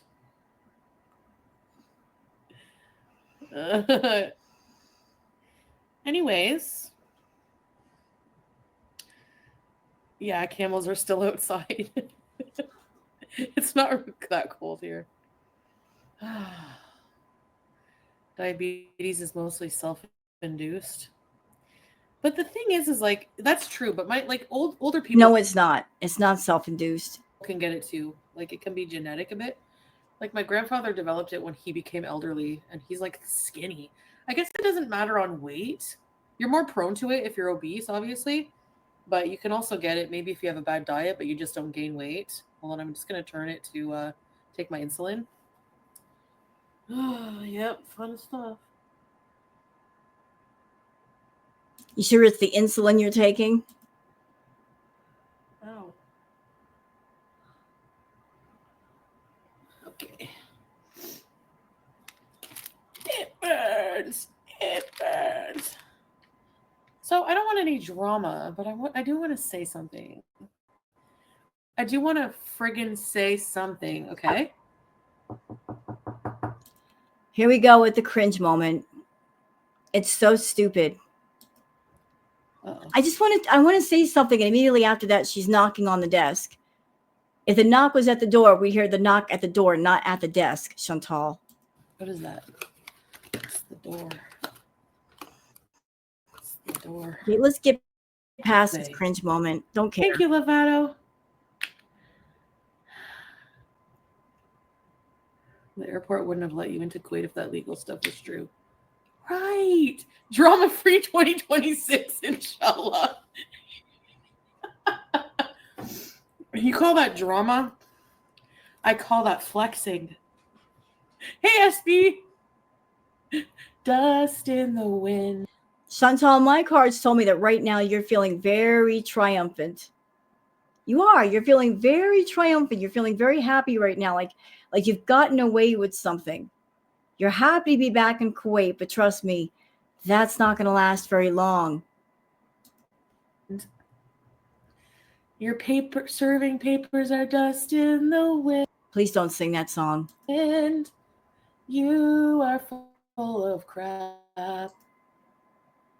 Look, see him. Let's do assumptions without getting. What assumptions? Oh, Mr. Bazid. Mishkur Habibi. She got in trouble for that. For calling another man Habibi. I'm sure Salah was not happy with her saying the word Habibi. Then people in the chat are saying, don't say Habibi. What does that say? Like she's been in Kuwait for almost 3 years. And she's been around Salah. She should know what the word Habibi means. It's a term of endearment. I'm so shameful. She's saying that to a man she doesn't know. Is that Google Arabic, babe? Or is Mr. Bazid actually becoming an Arabic specialist? I might look into... See, Dawn Developer says Habibi means my love, Chantal. And you are supposed to be a married Muslim woman, and you're saying Habibi to a stranger. Don't say Habibi? No. Oh, sorry. Oops. I didn't know. I thought you were allowed to call men are Habibi. Oh, Habibi is just for your love? Because I hear other men. It's funny how you are so much in love with your husband, and you don't know that. All the times that you two of you have spent cuddling together watching Netflix, and he never taught you that. And call other men Habibi. And it's not for love. So I'm confused. Sorry, babe. I'll call you Habibti. You wear niqab. What do you want? Oh, hi, Tracy.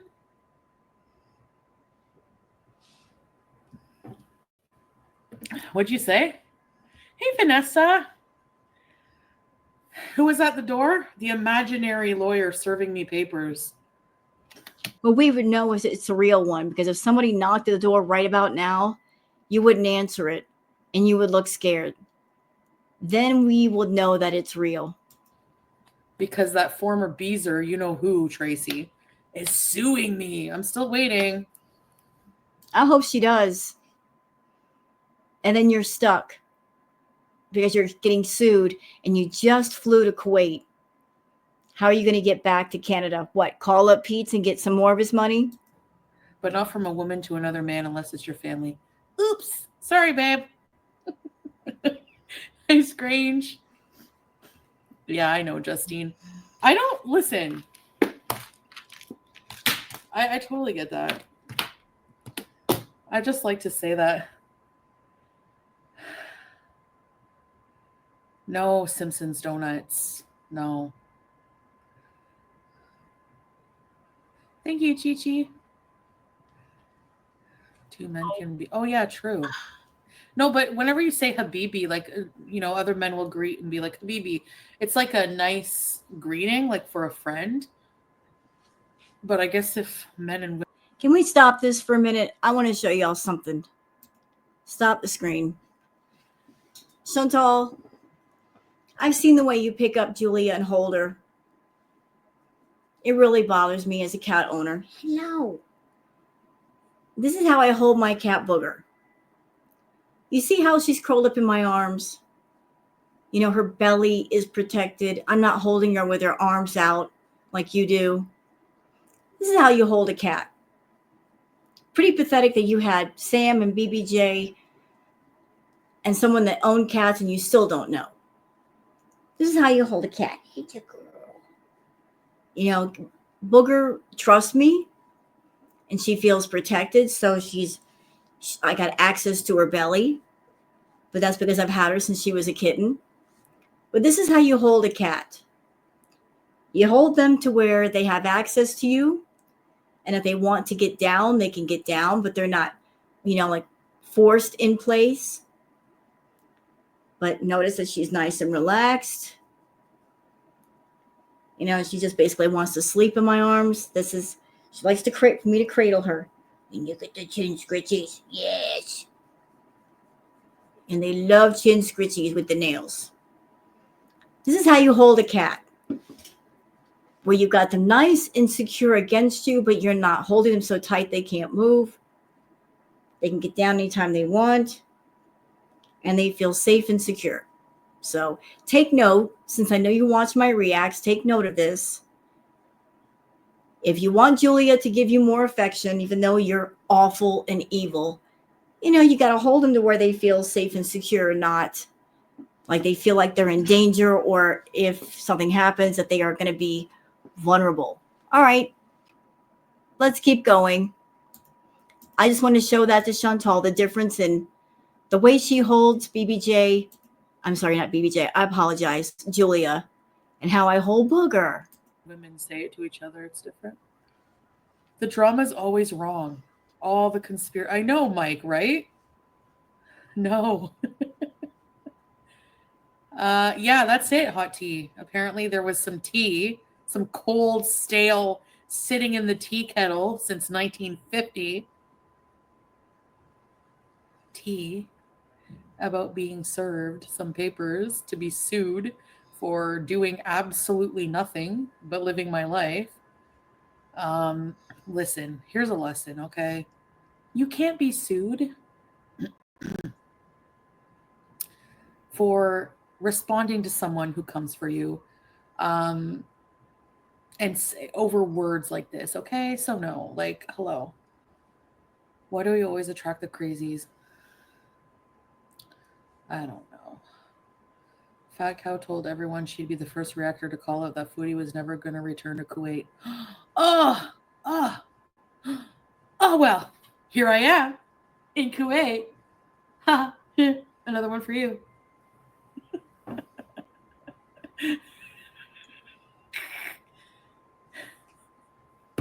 Yeah, Barbara, it is. Like, give me a break. Thank you, Hidden Sapphire. It's one of the ones I got from... You know what, Chantal? You are celebrating way too early. But go ahead and celebrate if you wish. Things can change really fast, though. The place in Ottawa? Stop, please. Hey, I'm loving it. For now. Oh, okay. Hold on.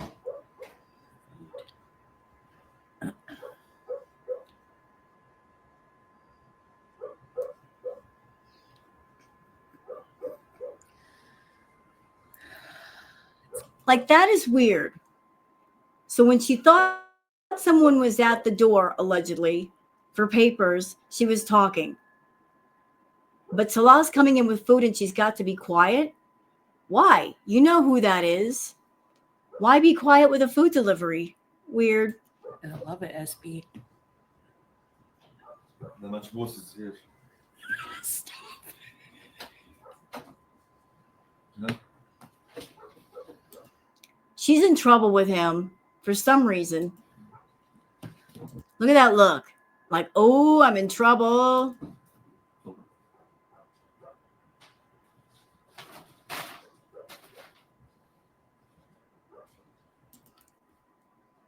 Is it me, or can y'all pick up on the tension the same way that I can? I mean, you're supposed to be a happily married couple, yeah? Well, if you're a happily married couple, where is all this tension coming from? You guys are technically supposed to still be on your honeymoon. You've not been together that long. So he walks in and you give him a look like you don't want him to be there. Like you could slice that tension with a knife. Happy marriage, eh? Weird.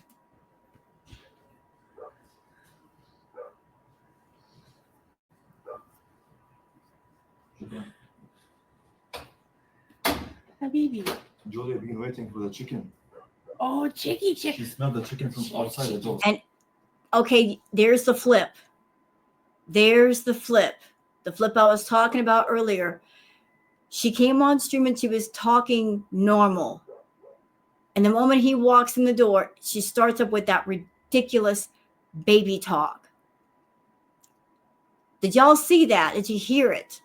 He walks in and she started up with the baby talk. It wasn't present when he wasn't there. It started up when he was there. Oh, chicky chick? Chicky chick for Julia? For her bell bell? Oh my God. Just, this is why people hate you being in Kuwait, Chantal. Who are you when you're in Kuwait? Like, why do you talk this way? It's so stupid. Quit it. Chick. Yes. She has the sixth sense of smelling the chicken Yes. and the tasty food. Okay, let me organize everything, babe, and I can bring you your food. It's okay, the plate. I'm not that hungry. Well, hold on, guys. I'm gonna get a plate. Julia, you can have a little chicky chick because you had chicky chick.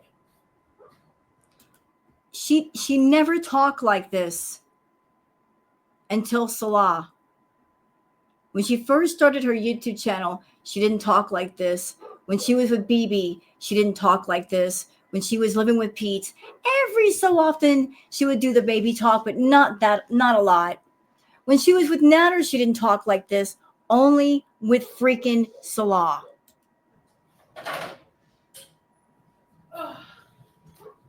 The best thing about doing your dishes and cleaning up the house before you travel is that it's all done when you get back. Oh yeah. What is okay, SB? What is Khaliji Zane? I see this everywhere. Look at this. Goal a match boost. Good Lord. That's all for her? Oh, it's a soccer game? Hey, Missy Man. Hey, just Breezen's bologna platter. You know, Salah, if you're wondering where all the money is going, there you go. That bag of stuff, that's where the money's going. You might as well just call them going broke bags at this point. Because every time she buys a bag of takeout, y'all are going broke.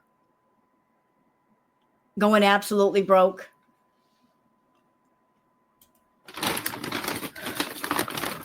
She got so mad over her sweaty cold cuts being called out.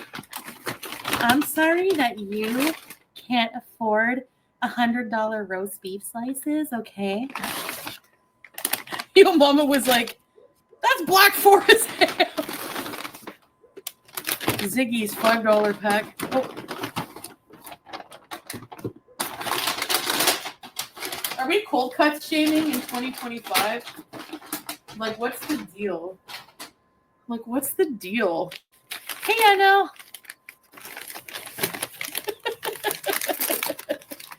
Yeah, well, can you afford 5 KD Macdus? No. Okay. Bread. Didn't she say earlier she had bread for breakfast? I think she did. She talked about her diabetes reading, and then she goes, oh, I had bread for breakfast. Now she's having it again in the form of a bread bowl. Catering to that adult baby fetish. You know what, Chantal? If you got a feedie with that fetish, can you please tell him to take this crap off of YouTube? Just do whatever private content for him so you don't have to act ridiculous in front of all of us. Thank you. Starving. This makes me happy. Okay. I'm going to bread bowl it up first. Macdus with deli versus deli ham. Obviously, Macdus. Okay, we have chili peppers I won't be using. Mabuch. I'm going to give it to Salah because he gives me the pickles. Some pickles, I put in the comments extra pickles. We have Dakus. Macdus shaming. Oh no, the soup spilled. Lentil soup.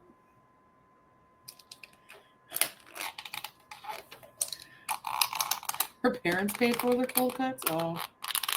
Well. That's what happens when you live at home at 40. I'm going to save some for Salah, maybe. Sorry, babe, there's no soup for you. Of course there isn't.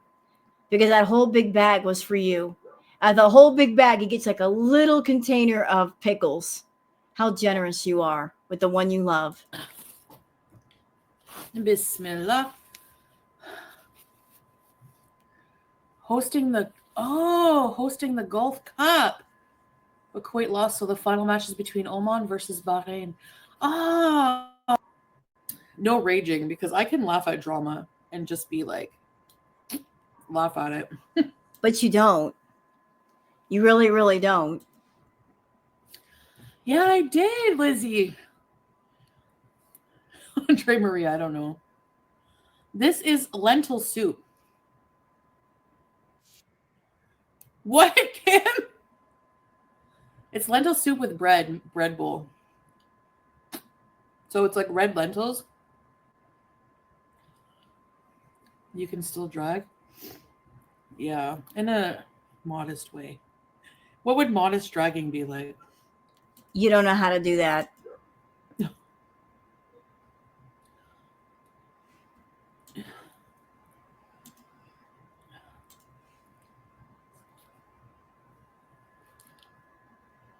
Raging is natural. I think you're right. She did not. Did y'all see that? Hold on. Really? She just got that shirt back from when she was at home. She went shopping at Pennington's or somewhere. She just got that shirt. Look what she does with it. No raging. Like she's eating and she wipes her hands on her shirt and you can see she's already putting food on it. Because I can laugh at drama and just be like, laugh at it. Yeah, I did, Lizzie. Andre Maria, I don't know. This is lentil soup. What, Kim? It's lentil soup with bread bowl. So it's like red lentils. You can still drag. Yeah, in a modest way. What would modest dragging be like?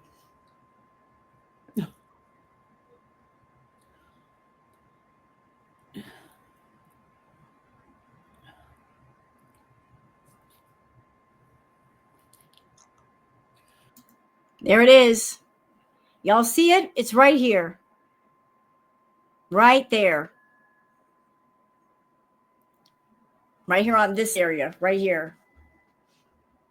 Wiping her fingers all over her clothes. Gross. Raging is Right there. Brand new outfit. You're already staining it with food. Nice one, Chantal. natural. I think Yep. She got lentil soup on her fingers. And even though she's got paper towels and all kinds of things in front of her where we can't see, she's going to wipe things on her clothes. And you wonder why you have to pay men to be around you. you're right. But we're always also responsible for things we say, no matter how much we're provoked, right? That's what whole emotional intelligence is about. You don't have any emotional intelligence. You don't have it. You really don't. Because if you did, if you had emotional intelligence, Chantal, if you were emotionally intelligent, then you wouldn't let your emotions run your life. You wouldn't let addiction run your life. You would be in control of your emotions. You would let logic and reason come forward and have discussions with your emotion. You would let intelligence and logic and reason sit at the head of the table, and emotions would be kind of in the back. But it's reversed.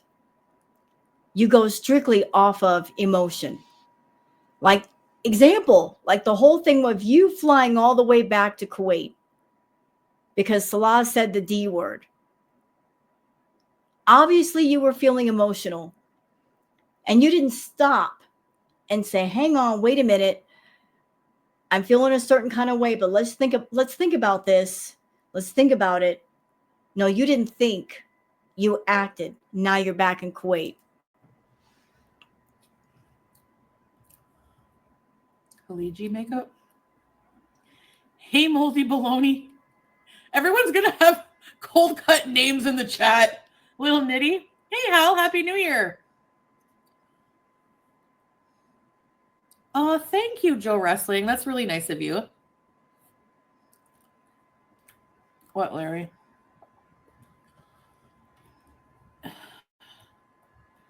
All right, let's get to the real cheese.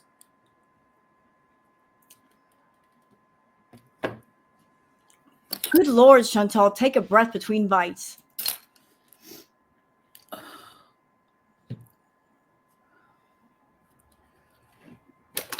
Okay, you want to wait to eat then, sweet love? You want to wait to eat? Because I'll put the bread. We're sharing a bread bowl. You know, it's He's not going to eat your food. No one's going to eat after you. true love when. I think you do that on purpose, though. You purposely eat a little bit of everything just so whoever the other person is that's around you, they won't get any of the food. That's you being food aggressive and making sure that nobody will take your food. Is that gross? Whatever.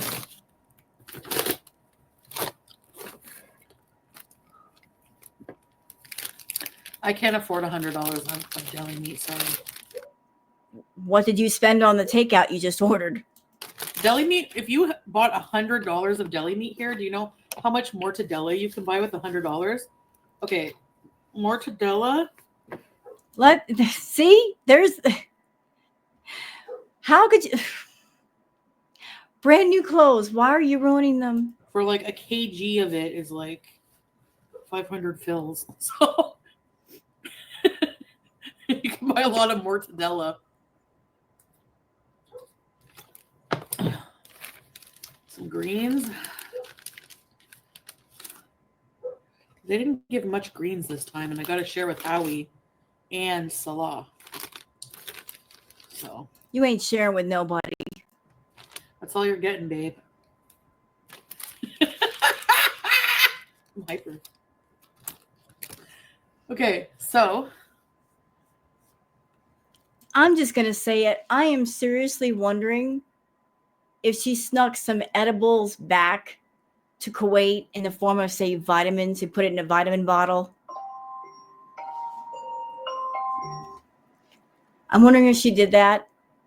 If she snuck some stuff back to Kuwait with her, well, even if she did, it's not going to last long because Chantal does not know how to do things in moderation. Eventually, she's going to run out and she's going to be crabby.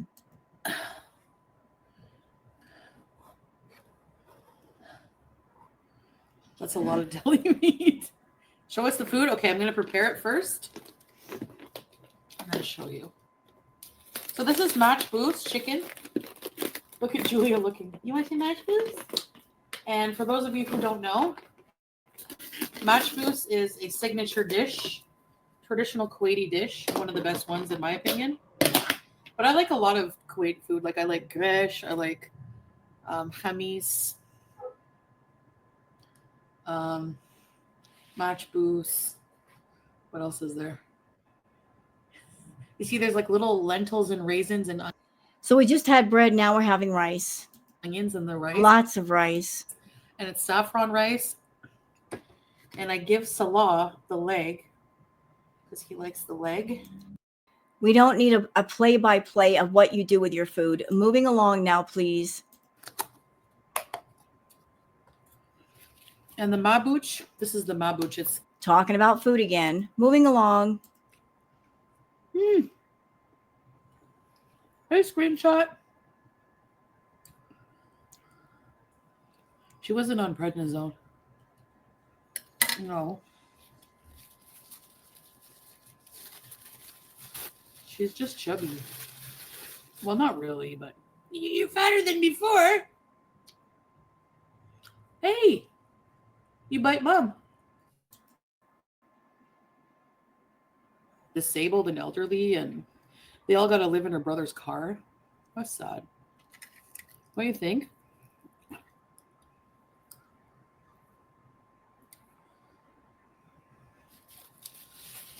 Buster's smile. I feel like Lockow is like that episode of South Park, and they took her. Yes. Are you cooking for Salah yet? No, I'm jet lagged. I'll cook. We have to do groceries. We were doing groceries earlier together online, and a little bit more only. Here, that's it. Halas.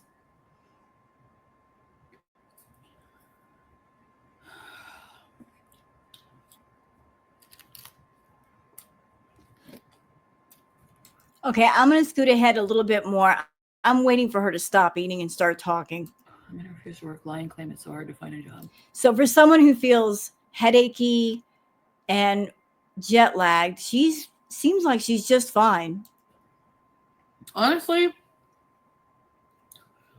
you know, you could get a job. Like, yeah, it is Tracy. ALR and Astravino. Oh, Astravino. I'm so sick of seeing her on my For You page. Like, get off of it. Hold on just a minute, please. Okay, I wanted to stop for a minute because I was curious too about Ashley Torvino. I was like, who is this person? Because I'm getting a lot of stuff on my recommended from YouTube about her. And so I just quickly looked up a couple of things on her, just like, who is she? What's up? So apparently she's a bit of a lolcow in her own right. And what she's known for is hopping from one inmate to another inmate, like just hopping into different relationships, I guess. And it sounds like Chantal might be a bit jealous that somebody is getting more attention than her. Like the Ashley rabbit hole, I haven't jumped down that sucker. I don't know what's going on there, but it's creating a bit of a buzz. And Chantal hates the fact that other people are buzzing about Ashley and not so much about herself. She was like obsessed with a 19-year-old guy, Santos. I find it weird that I'm with a 31-year-old and I'm 40. Okay. Well, you don't find it so weird that you're letting him go. If you found it weird, why have you stayed around him for like over 2 years, Chantal? So that You have something. And you're not feeling that weird because you tried everything under the sun to be with this man who's obviously not attracted to you. He's not feeling you. You know, he's going to everybody else but you when it comes to his urges. You know, like he went to Kybella. He went to the lady in the red room. You caught him with pictures on his phone of a woman like bent over or twerking or something. You caught him more than a few times looking at other women, but he's not looking at you. He doesn't want you. You are an older woman trying to push yourself aggressively on a younger man who does not desire you. And you are under the impression that if you got a lot of money or some money, that negates everything. That money will excuse natural attraction. If you got money, natural attraction doesn't matter. Connection doesn't matter. And they do.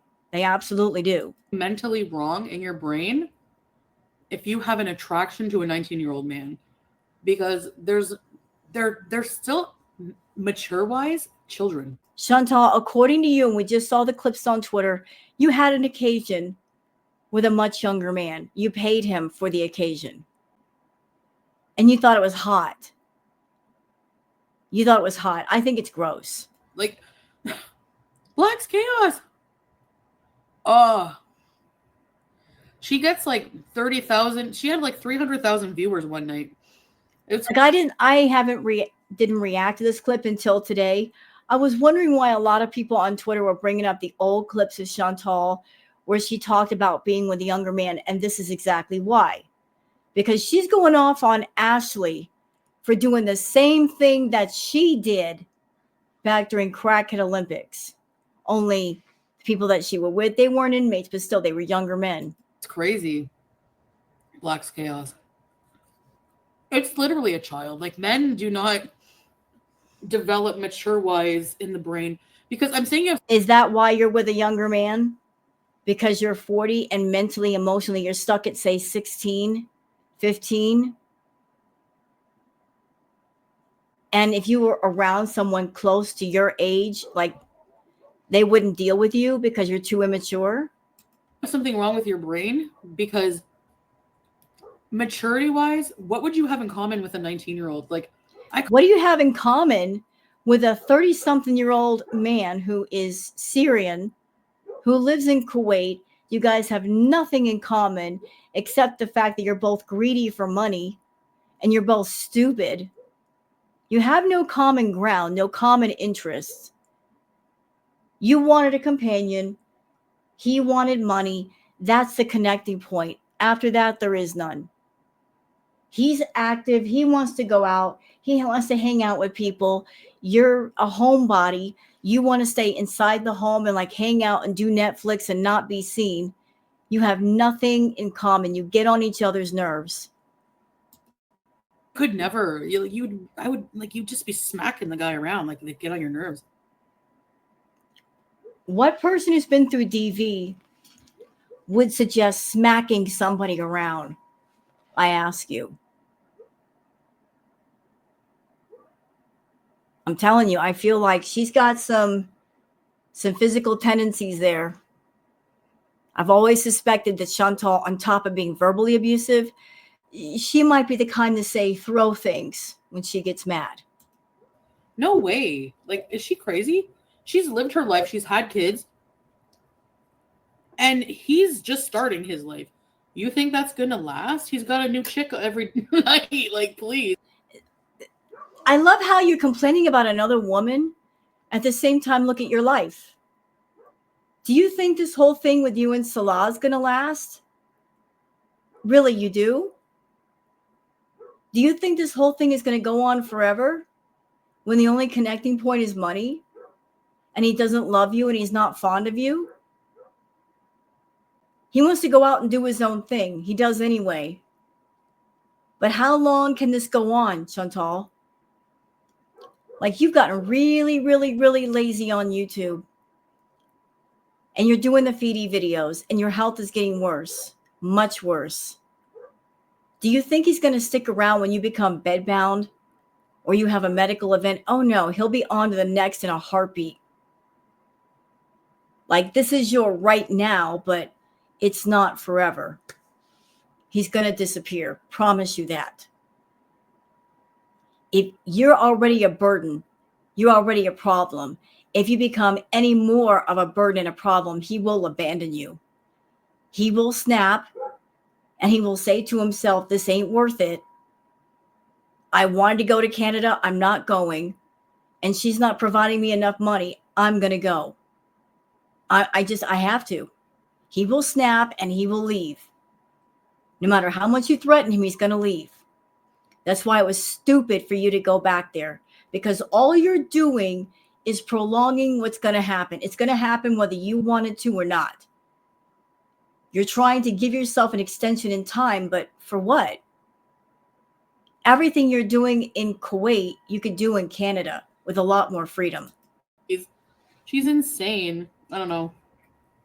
I have no use. I can't watch that stuff. It makes me angry. And sorry, I won't even go on the parenting rant because like her kids, her children are old enough to watch what's being said about her. And that must be really painful and hard for them to see people coming for her mom. So I'm just not going to go there anymore with that stuff.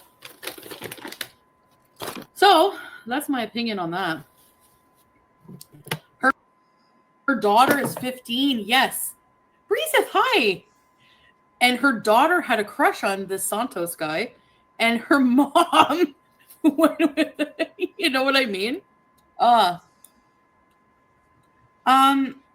No, he was in early 20s, just Breezen's baloney. And that was not a relationship. That was no feelings. And I would honestly never do that. So Just Breeze and Baloney Platter says, okay, but Foodie, wasn't Big Turk 19? Unless I don't remember properly. Yeah, Big Turk was kind of on the young side. And she was messing around with Big Turk. Again, that was not right for me to do. And let's not forget the French lover. When she was way too young and she was messing around with a much older man, French lover. So those experiences happened when Foodie was younger. And then when she's an adult, she turns around and she pays an 18, 19-year-old for intimacy, companionship. So men did things to Foodie, not right. But then she turns around and she acts like a predator later on in life. 100%, yeah. I wouldn't do that again. No. It didn't really feel right. A lot of the things I did then did not feel right in my soul. But you kept doing them. It wasn't as if you did something and go, that doesn't feel right to me. I'm never doing it again. You kept repeating the same. You kept doing the same things over and over. You versus Becky in a boxing match. Could I imagine your mom dating your crush? No. That is some weird, like, I don't know. That's horrible. That's narcissism. You know, it just kind of struck me. So Chantal said, like in the beginning about Ashley, I can't stand that person. I don't know why she's in my recommended, but yet she's talking about her and talking about her situation. So she can't stand the woman, yet she's talking about her on her live stream to have something to talk about. Because although Chantal has lived in Canada, she's been to Cuba, she's been to Thailand, she's been to Kuwait. She should have plenty to talk about. She's got to talk about somebody else and their drama rather than talk about herself. Because there's nothing going on with her. Narcissistic behavior on a mother's part, because you're always competing with your daughter, you know, like it's weird. I don't know. Did we make a clean getaway with Pizza's inheritance? I think he gave her some money, maybe not as much as she wanted, but she got, I think he gave her some. Maybe not everything, but he gave her some. I did my tarot readings on the whole situation. You guys know that. Like, Chantal knows what to say to Pete to get her way. I feel like maybe she filled his head full of dreams of, we're going to live together. And maybe that's why he quit his job. Because she was filling up his head with all kinds of expectations. And she got some money and stuff from him. And then she took back off to Kuwait. And I can't feel sorry for Pete. He's been here before with Chantal. Like, she's ripped him off before. She's done him dirty. At what point do you learn your lesson and stop it from happening again? Even if she took every single penny from Pete, I would not feel sorry for him. Because he is a grown adult. He has the power to say no. And if he's not, that's on him. I can't believe people were actually saying that. Well, we know you, and we know Pete, and we know how you can push him around. You bully him. You know how to persuade him. That's why we were saying that. I mean, Pete's an idiot because he put it out there. Hey, Chantal, I'm getting my 15K. And you started popping up in his chat, weren't you? Yeah, you were. You weren't paying him any never mind until he said that. Then all of a sudden you're popping up in his live chat saying hi to him. He had something that you wanted. So you were being a bit more friendly. And then he took it further. He got online and said to everybody, I've got my 15K. Interesting how as soon as that happened, you went straight home to Canada. And then you talked about getting Chinese food. And then he talked about getting Chinese food. And then you talked about going to a bookstore. And you never go to bookstores. But you used to take Pete to the comic book store. Interesting. Yes. So it doesn't take a rocket scientist to put this all together that you were spending time with Pete. And I don't know what happened. Maybe you guys want to get a place and you can't find one right now and he's still looking. Maybe you didn't get all the money you wanted out of Pete. You got something though, girlfriend. You know you did. Like, we did have a relationship, like a friendship relationship wise, where, we would do favors for each other. Like, No. He would do more favors for you than you would for him. He went into debt for you. Like, you ruined his credit. Just with the villa, like a Canadian villa, you left him with $5,000 plus in damages that you didn't pay for, caused by you. You didn't try to clean up the apartment. No, that it was all under his name, so it was his problem, right?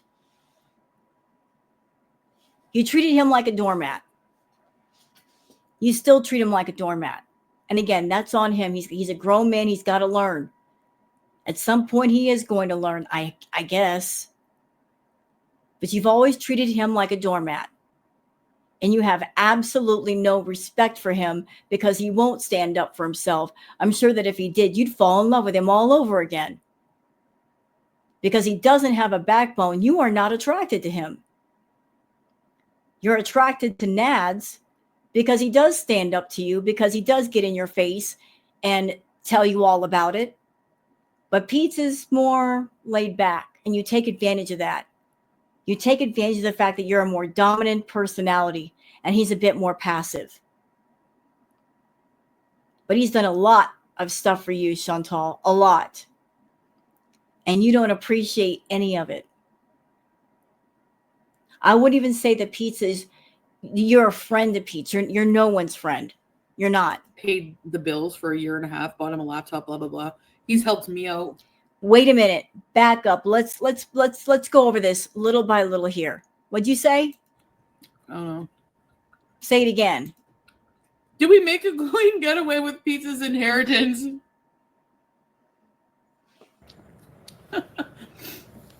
I can't believe people were actually saying that. Like we did have a relationship, like a friendship relationship wise, where, you know, we would do. Stop. Let me fill in the blanks for you, Chantal.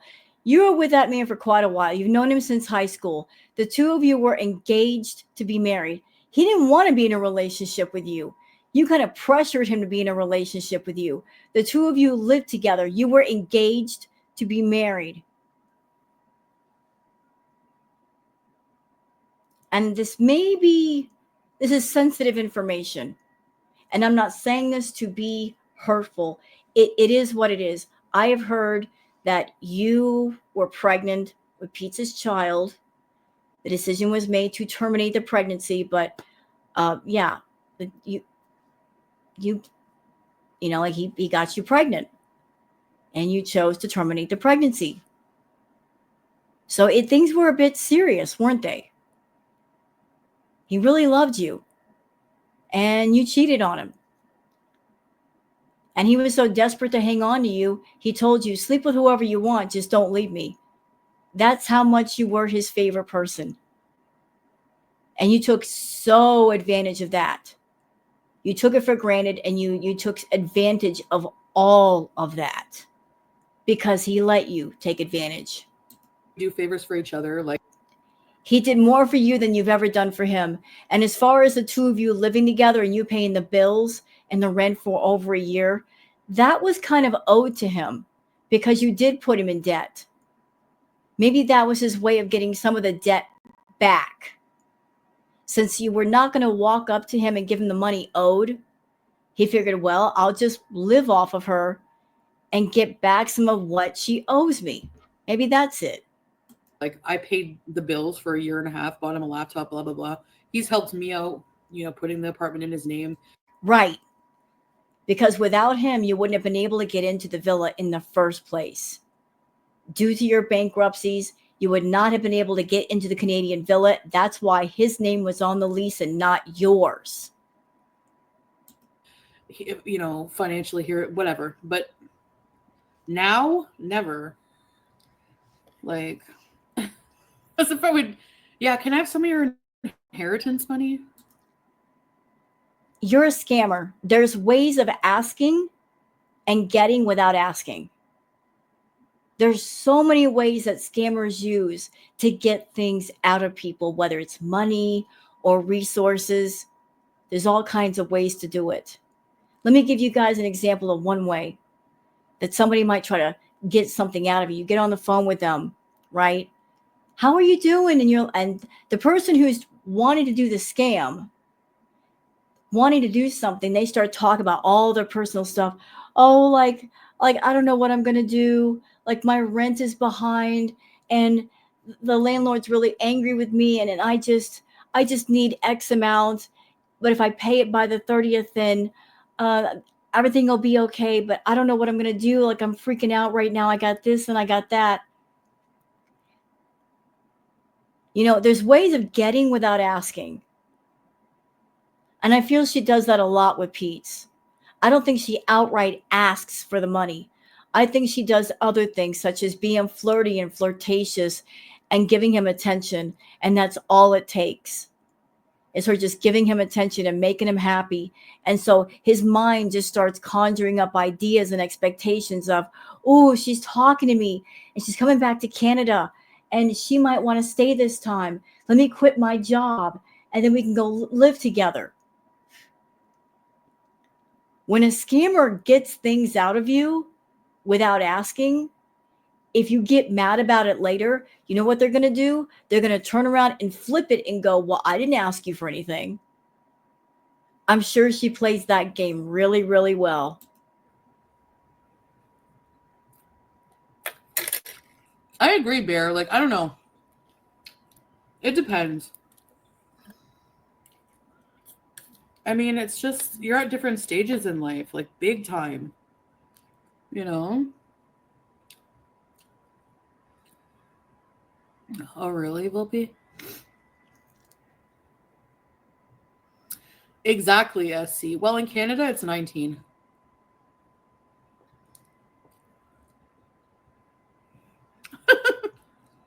I I hate assembling things. I would be getting Salah to do all that, so he's good at stuff like that. I find that attractive. If you can hang a TV on the wall, yes. By the way, about him quitting his job, I don't know. I have mixed feelings. That's up to him, but I think he'll be all right. I think he'll look for something else, but honestly, if it were me, I probably wouldn't do it. Because honestly, like, I don't know how much he got for his inheritance, but You do know. I mean, he told everybody how much he got, 15 grand. How could you not know? probably not much to live off of for like long term. Well, yeah, we've been telling him that. And you know what? I think his family members have also been up his butt about that too. I'm sure they've been like going round and round with Pete about, don't do it, Pete. But of course he's going to do what he wants to do. But Pete rents a room. He doesn't really have bills. He doesn't go anywhere. He buys the same 6 grocery items every week. What's wrong with that? Leave the guy alone. Eats rice every day. It could last him a long time. It'll last him longer than if he moves in with you. That's for doggone sure. Someone said Pete bought you a car. Yeah, okay. Sure. People are strange. No, Amazon doesn't ship here. Not that I know of. You can live cheap if you want to.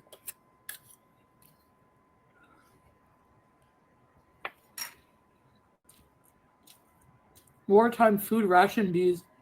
We're going to game bees, Anna? Yes. I'll be right back.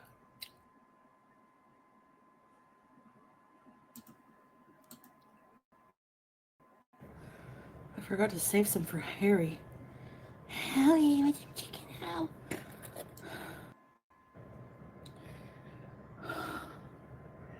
I saw that Salah's dad picked him a new Syrian wife. I just said that Allah told No Madness that Salah's dad found him a wife in Syria. Hey, let me get that. Let me get that. Let me get that. Let me get that. Oh, sorry. Wait. Wait, Juice. Okay, baby. Okay, baby. Oh, there's something stuck on her too. Juice. Well, it ain't never gonna happen. So stay mad, babies. If he wanted a Syrian wife, he would get a Syrian wife.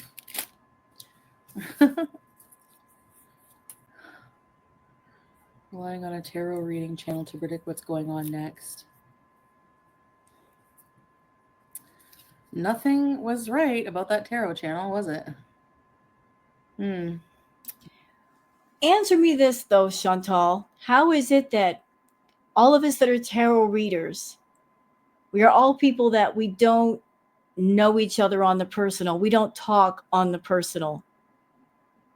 Yet when we do readings on you, we're all coming up with similar readings, like similar cards keep getting drawn. Explain that.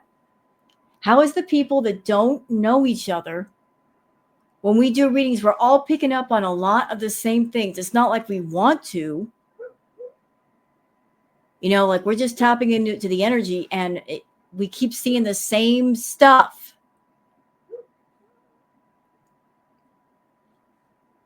How is that possible?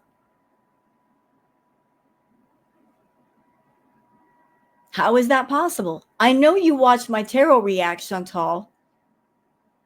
I know you do because you watch everybody's stuff. Maybe you've watched Neo Tarot stuff. But Neo Tarot is very accurate. You know, like this. You know what's really sad, Chantal?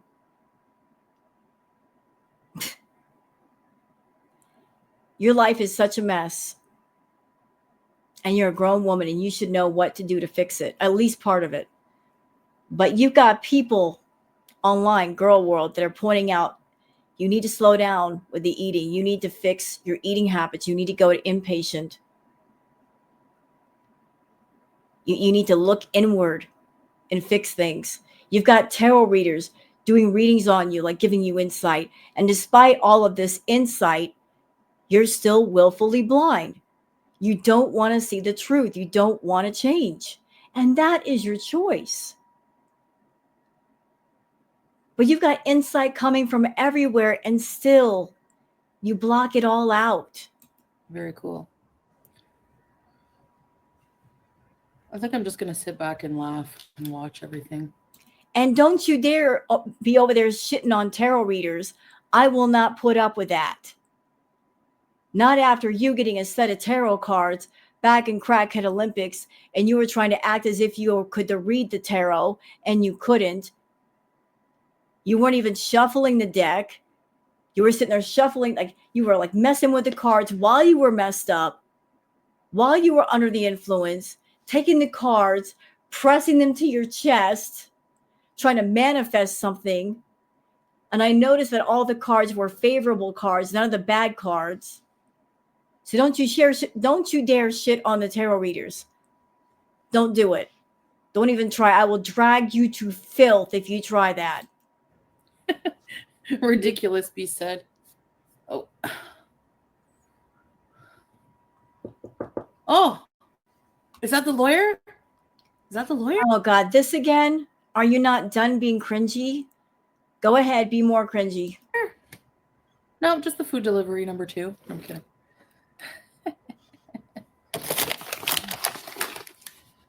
There's more here for Harry. This one. Let's see what I can. So it looks like some of the Beezers are watching Neo Tarot. John the Whisk says the tarot reading was pretty funny. Most of it was wrong. Well, it takes time for some things to play out, John. And if you're a Beezer and if you're loyal to Chantal, why are you going over there and watching the reading, John? Want to explain? I'll wait. Give him on here. Oh, I gotta go get him. Bear, are you ready? Fries is obsessed, weird, sad, and almost dangerous. Yep. The tarot thing was pretty funny. Most of it was wrong. I sometimes will watch things like when I know I'm right and I laugh. And then I see some of you people in the comments going, I bet Foodie Beauty is laughing right now. So I can appreciate the reaction channels. As if anything happens, like if anything comes true for a tarot reading, Foodie will never admit what happened, like what parts that are right. She will never come back and say, yeah, so-and-so did a tarot reading and this part was absolutely bang on correct. She'll never tell us. She'll hide that part. She'll always say the tarot readers are wrong. She will never admit when we get it right. Same thing with Girl World. Girl World gets a lot of things right, but she always denies. For that kind of entertainment value, I guess. Hey, Jenny Arp. I don't know. This is what happens. Whenever you don't give them anything, they make up shit. This is what happens when you lie. And you constantly lie and lie and lie, and there is no truth. We're looking for the truth. To make it all make sense, we're looking for the truth. If you won't give it to us, we'll find it. I think it gets you off, Chantal, not telling us the truth and seeing if we can find it, seeing if we can expose it. I honestly think it's a game you like to play. They make up things. It's almost 2:30. 2:30. Do you think I'll ever deal with Loco? No. And again, nothing personal. I just don't think that's the show for the direction I'm trying to take in life. Hey, Sunshine. Did you see? No, I didn't see that. They're thick. Yeah. Yep. So thirsty. If you address rumors, you give them legitimacy. You know what, SB, when it comes to me, they just believe them right off the bat without any proof. Or if it's like made up proof, like, I don't know.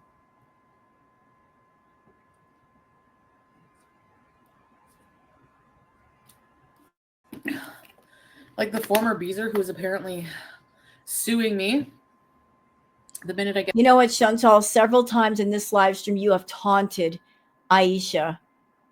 Absolutely taunted her. I'm patient. I'm a patient lady. I can wait. Because I know things take time. You're laughing now. You're giggling now.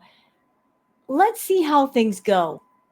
Let's see how things play out. Get back to Kuwait. Like, we're going to know. We're going to absolutely know when things go sideways, because when they go sideways, they're going to go sideways fast. And you're going to be freaking out, and you won't be able to keep it to yourself. You won't be able to keep on that mask of deception. You are going to be freaking the F out, and I'm here for it. He doesn't want to go back to Kuwait because there's papers. Yeah, okay. No papers here, just bidets.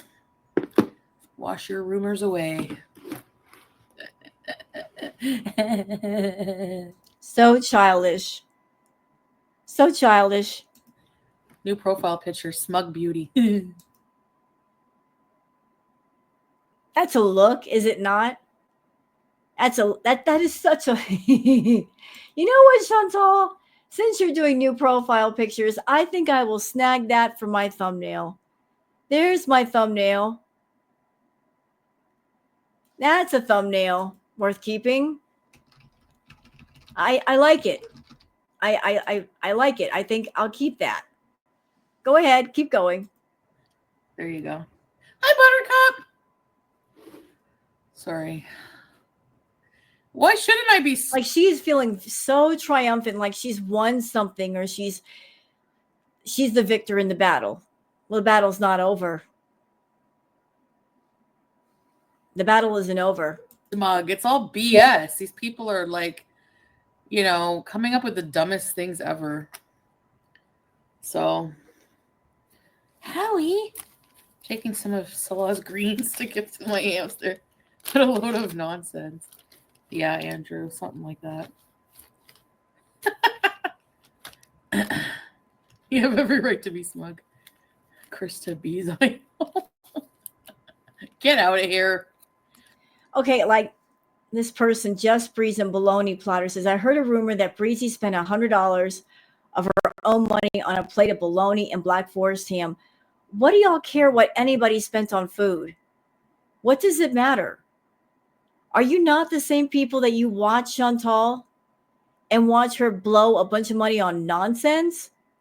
Are you not the same people that you've seen her sit down and eat oversized donuts that are stale from sitting out all day? Are you not the same people that you've seen her eat entire plates of desserts with sugar syrup? I mean, what does it matter what somebody eats? What they spend money on as far as food? How is that a gotcha? How is that a gotcha moment? I don't get it. I really, can somebody please explain it to me? Because I'm sorry, maybe I'm just too old to understand. I don't get it. I don't get the Beezers saying things like that in chat. At the same time, they watch Chantal shove garbage down her throat by the spoonful and the forkful. That lipstick color is so good on you. Thank you. What is she suing you for exactly? I don't know. Whenever somebody asks her that, I think she haywires and goes, she comes for kids. She comes for kids. No proof whatsoever of any of this. Hey, Patrice. What would she even serve you papers for? These people need, I know, right? I heard a rumor. It is a true rumor. You have a right to be smug. They just say stuff about it because you flip-flop so fast. What do you mean flip-flop? Like in which sense? You flip-flop all the time. Like impulsive? No, you just flip-flop. You're a liar. Happy New Year. All the best to you and Stubbs. Thank you. You too. And yes, I do flip-flop a lot. Yeah, you do. And that's why nobody believes you. That's why people get frustrated and they get mad because you're a flip-flopper. What's the excuse? What? But that's so funny. Oh my god. Oh my gosh. Even non-barred lawyers won't take this case. There's no case. Everything up. Volpe says, yes, impulsive. And you did say you were going to stop talking about drama, but then you just asked us what all the lies were popping up. Right. So it's like, pick a lane, please. Stay in it for 5 minutes. I'm pretty sure, just like those catfish pictures from what's the app? Telegram. All made. That was your account. And you were using pictures of an adult film performer. And you said you were using that account to talk to your husband. So you confirmed that it was yours. So if you were talking to Salah, why were you using very explicit pictures? Make it make sense. Unless you were using the account to catfish other men, Chantal. Made up. Proof. Where's my papers? Like I said, Salah talks and knows to the Haddis here. There's no way he would have mentioned to him that somebody was harassing. Like, you're flat out just being a liar, like, which is a huge sin in Islam. Okay, but you have but then they call me out for not being a good Muslim. Okay, right. I'm pretty sure that it's haram to make up lies and harass somebody and their following on the daily. I'm pretty sure that's not looked upon very well in Lake Girl says, saying that you're buying the turd's groceries, as if she is. She is buying his groceries. He had a weird grocery haul not too long ago, late at night. That came from Chantal. I promise you it did. Strange how he got his grocery haul when she came back to Canada. Weird. Weird, huh? Islam either. Okay, thanks. Oh yeah. Volpe, yeah. No, I'm not gonna rage. That's gonna be the resolution. That's it. No, she's not gonna rage right now. If she brought something over from Canada, like something in a vitamin bottle, she's got something right now that'll keep her calm. But once she runs out of that, well, then she might feel differently. If I talk about anything, it's going to be laugh in a comical manner. Hey, You don't know how to be funny. Star. Lovely to see you too. Children are always their first. Yes. Lauren Gill, there's nothing wrong with changing your mind. Hal, yeah, I should get some, eh? Stick-on nails. Saying that you're buying the turd's groceries. It's the first of the month. Who's turd? You know who that is. Which turd? There's You know who it is, Chantal. a few. Notice how she's avoiding the question. She didn't say, no, I'm not buying his groceries. She's avoiding the question. You mean like the Voldemort that shall not be named? Yeah, him. That one. I used to buy his groceries. And you're doing it again. I used to. Now, no. Yeah, you are. He has a new sugar mommy. I bought Adonis and Farm Boy. What they get now is from the Independent, Colbeck's Independent. How do you know that? You just told on yourself. Do you realize that? You just told on yourself. Chantal, you painted yourself as a victim. You are, according to you, a victim, right? So if you're a victim, why wouldn't you want to stay as far away from your abuser as possible? Not have any contact. You don't want to know what's going on with them. You just want to stay as far away as you can. But yet, you're keeping track of him? You know where he's shopping? How do you know where he's shopping? Why are you keeping close tabs on Natter and where he's getting his groceries for? Thank you for telling on yourself.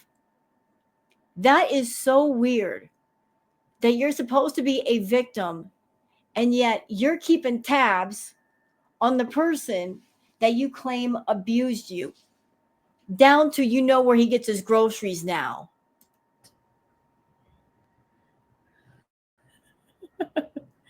Bonne année, la vie. Comment ça va? Hey, Barbara. Like if she were a real victim, she would know that. She would know where he shops, where he gets his groceries. She would know that.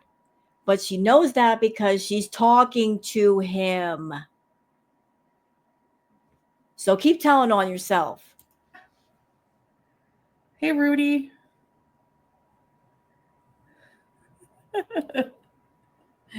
Oh. She's built like a Buick. I'm going to try hard not to body shame anybody in 2025. We all have ugly bodies. Come on. Not going to give a F. Yes.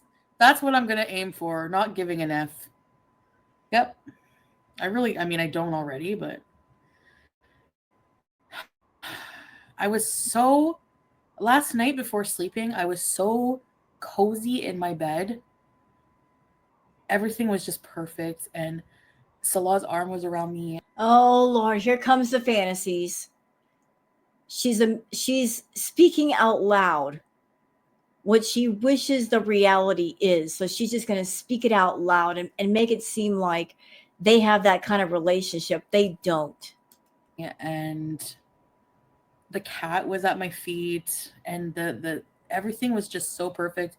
And I remember just thinking in that moment, I'm like, I want to remember this moment because I feel happy. Like, I feel so happy. And I don't have... Of course you're happy in that moment because you're imagining all of it. Hi, George. And I don't have everything in life that, like, you know, I don't have a yacht. I don't have a house. There's a lot of material things I don't have, and I don't care. Yeah, you do. But here's another question. Even though you may not care, does Salah care? Because he strikes me as the kind of man that he wants more and more and more, and he wants someone else to pay for it. He wants to live in a really nice house. He wants to drive a really nice car. He wants that jet-setting life, and he wants someone else to fund all of it. Is he okay with just stopping at a certain level? Or does he want to keep going higher up the ladder? Like, I'm at a point in life where I don't care about these things. But he might. He might. You know? We all have beautiful... And he might be looking at the situation between the two of you and saying to himself, you know, like, I'm already in my 30s. If I'm going to hook a real good cash cow, I got to get going. I thought this one was a real good one, but she fell off. I got to find another one because her money keeps going down. She's stingy. She's too much of a problem and a burden. I've got to start all over again while I've still got time to. Maybe that's why you ran back to Kuwait, because you're picking up that energy from him. Of like, he's looking at you and he's not seeing the value in you. And he's ready to offload you and upgrade to somebody else. Bodies. Yes, blacks. You know what I mean? Like, everyone has imperfections in their bodies and are built different. You know? Whatever. So... that is so unbelievable for them, the fact that you're happy in Kuwait with your husband in your own home. It is, yeah. I know people can't believe that. I don't know. It's so... But you know what, SB? Like, I realize, like, these people, to be fair, they don't see my everyday life, like, in a way. I do share a lot of, like, you know, stuff with you and stuff like that, but a lot of it I don't. Like, there's, like, a whole life of us going on that you guys don't know about. And so why don't you show us? I mean, you're free to keep your private life private if you want to, but you're right. We are going on just what we see and what we hear. And from everything we've seen and what we've heard, Chantal, despite the fact that you're trying to sell to us, the two of you are a couple, we're not buying what you're selling because it doesn't make sense. There's no energy between the two of you. There's no couple energy. There's no love energy. It's always awkward. It's been awkward from the jump, and it hasn't stopped yet. So this marriage you're trying to sell to us, it's phony, it's counterfeit, and we know it. And but not just that, but like the happiness like is coming from like within, like just being at a place where like, and I'm happy despite having a lot of problems. Like I see these problems and I think like alhamdulillah, like I'm able to handle them. I know in my heart that God has given me problems that I know I can handle and I know I will beat them.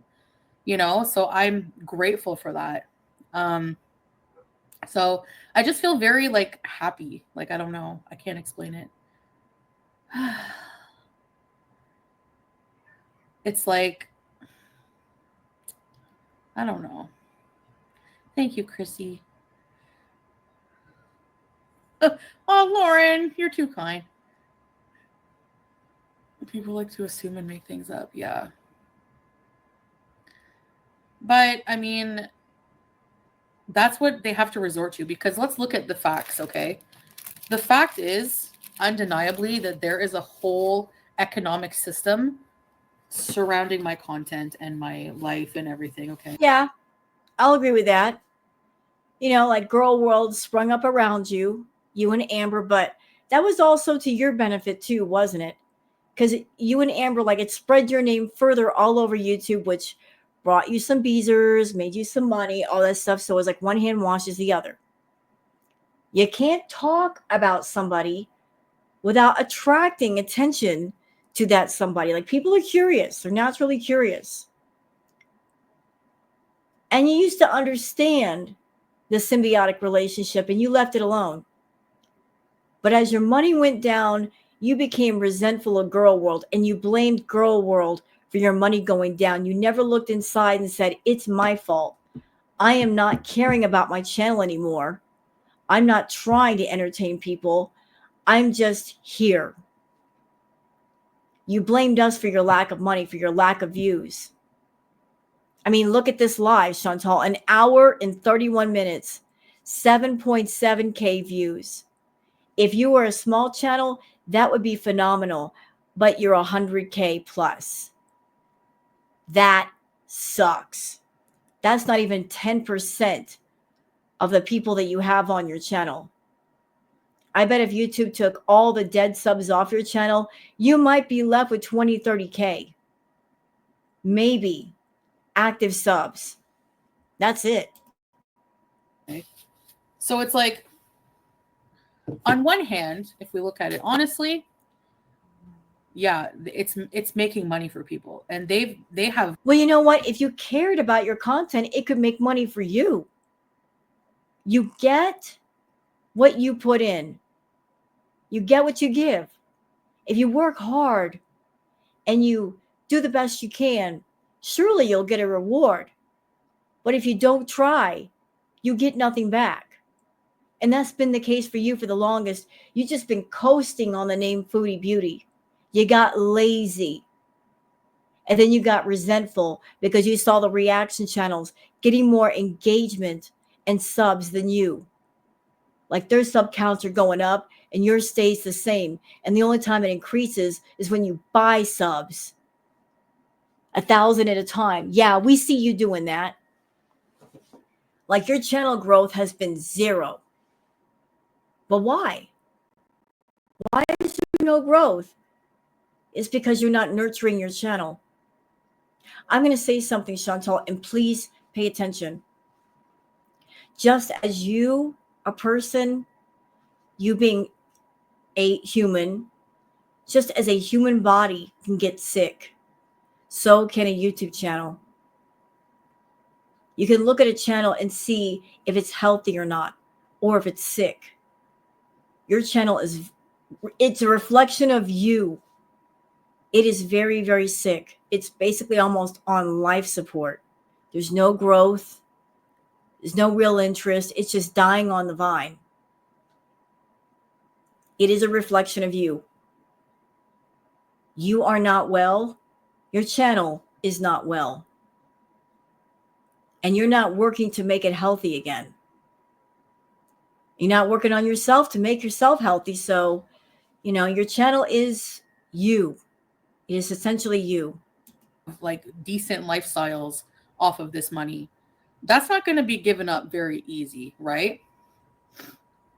Chantal, let me tell you something. As far as the reactors, we are all aware by watching you that you're in bad health and something could happen to you at any minute. We don't know.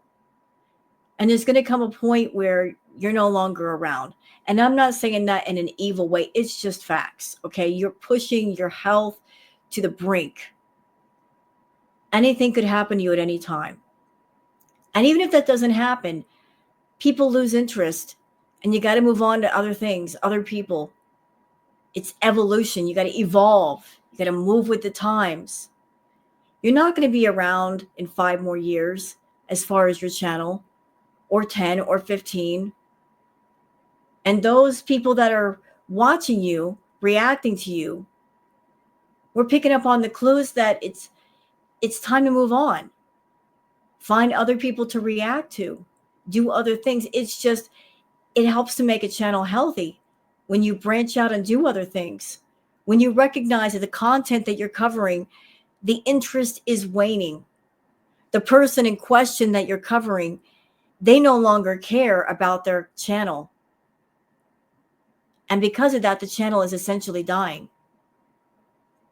Like the fire is no longer burning. So, do what you want with that. Star. Happiness is definitely, yeah. And I don't want to brag about that. I do honestly wish everybody happiness and a good life in 2025, I got an orbit. So obviously people will get desperate if this arc is born. By the way, I wanted to say this too. Kuwait is not an arc. I think we can safely say that it's not an arc. You can say that again. It's just a place that you went to and you just gave up on everything and sat down in the grass and you don't want to get up. And it's just, you being there has not been good for your channel or for you. This is my life now, because an arc would be like, you say it's your life now, but if you stop working on YouTube, or people stop watching you and people stop paying for the Foodie videos, you wouldn't have a life there because you would not be able to live there. Salah is not going to take care of you. He can't, Chantal. You're entirely too much. He can't support you. He can't pay for all of your food. You're a food addict. You go through thousands of dollars in food a month. He can't make enough money to feed you and all of your habits. So you being in Kuwait has to do with YouTube. But if people stop being interested, you're in trouble. Like a temporary short-term thing. And in terms of the Foodie Beauty verse, I would say that an arc is pretty short-lived, right? Hey Zainab, walaikum salam. Exactly. They make money off of, like me in a lot of ways. So to be boring online, I'm just gonna I just have to just live my life, man, and I don't know. The thing is that's what I'm saying. It's not gonna ever stop. Like, people are always gonna make things up, always gonna do things to try to trigger. If you don't like it, just tell the truth. Just tell the truth. That's all you got to do. Just tell the truth. Stop freaking lying to us. People don't like to be lied to. If you're a liar and we know you're a liar and you're telling lies, we will always search for the truth to make it all make sense. Me. And it's really up to me to really just learn how to deal with that, because that's the kind of glow up I want more than anything, is learning how to deal with situations in a healthy, mature way. It's definitely not an arc. You've been married for yeah, for sure. I mean, actually, I don't know. The swordfish arc was about the same length, right? So we'll see. What other arc has been longer? No, my arcs have been kind of long. The BB apartment the arc, then when I first started. Yeah, I don't know. The villa arc was longer. So a wise man recently said that we shouldn't use arc to describe people's lives. That wise man was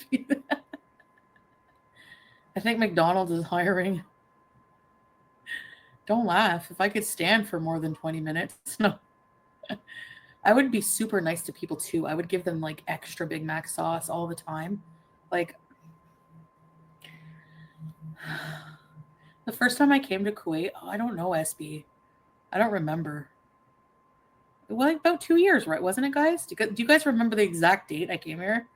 Hey, eggs on legs! I have longer arcs than One Piece. I used to love that show, One Piece. It's so funny. Excitement in my life. According to Del Pondu's spreadsheet, you first landed in Kuwait November 22nd, 2022.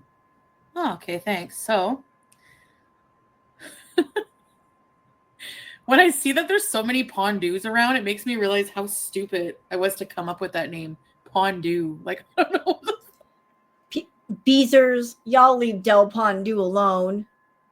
Words of the Internet says, Del Pondu is disgusting. Why? Because they posted a spreadsheet that makes them disgusting? So you're going to call Del Pondu disgusting at the same time you watch a woman shove food in her face, wipe her dirty, nasty hands on her brand new clothes. That's disgusting, but that's not disgusting to you, but Del is. Y'all are messed up and backwards. Leave Del alone. Oh, I'm a dumbass. Hey, Zach. November 22nd? I remember, like, I like looking back at those old vlogs. When I would use Salah's song in, like, every video. Really? Feet in hot water? Ouch.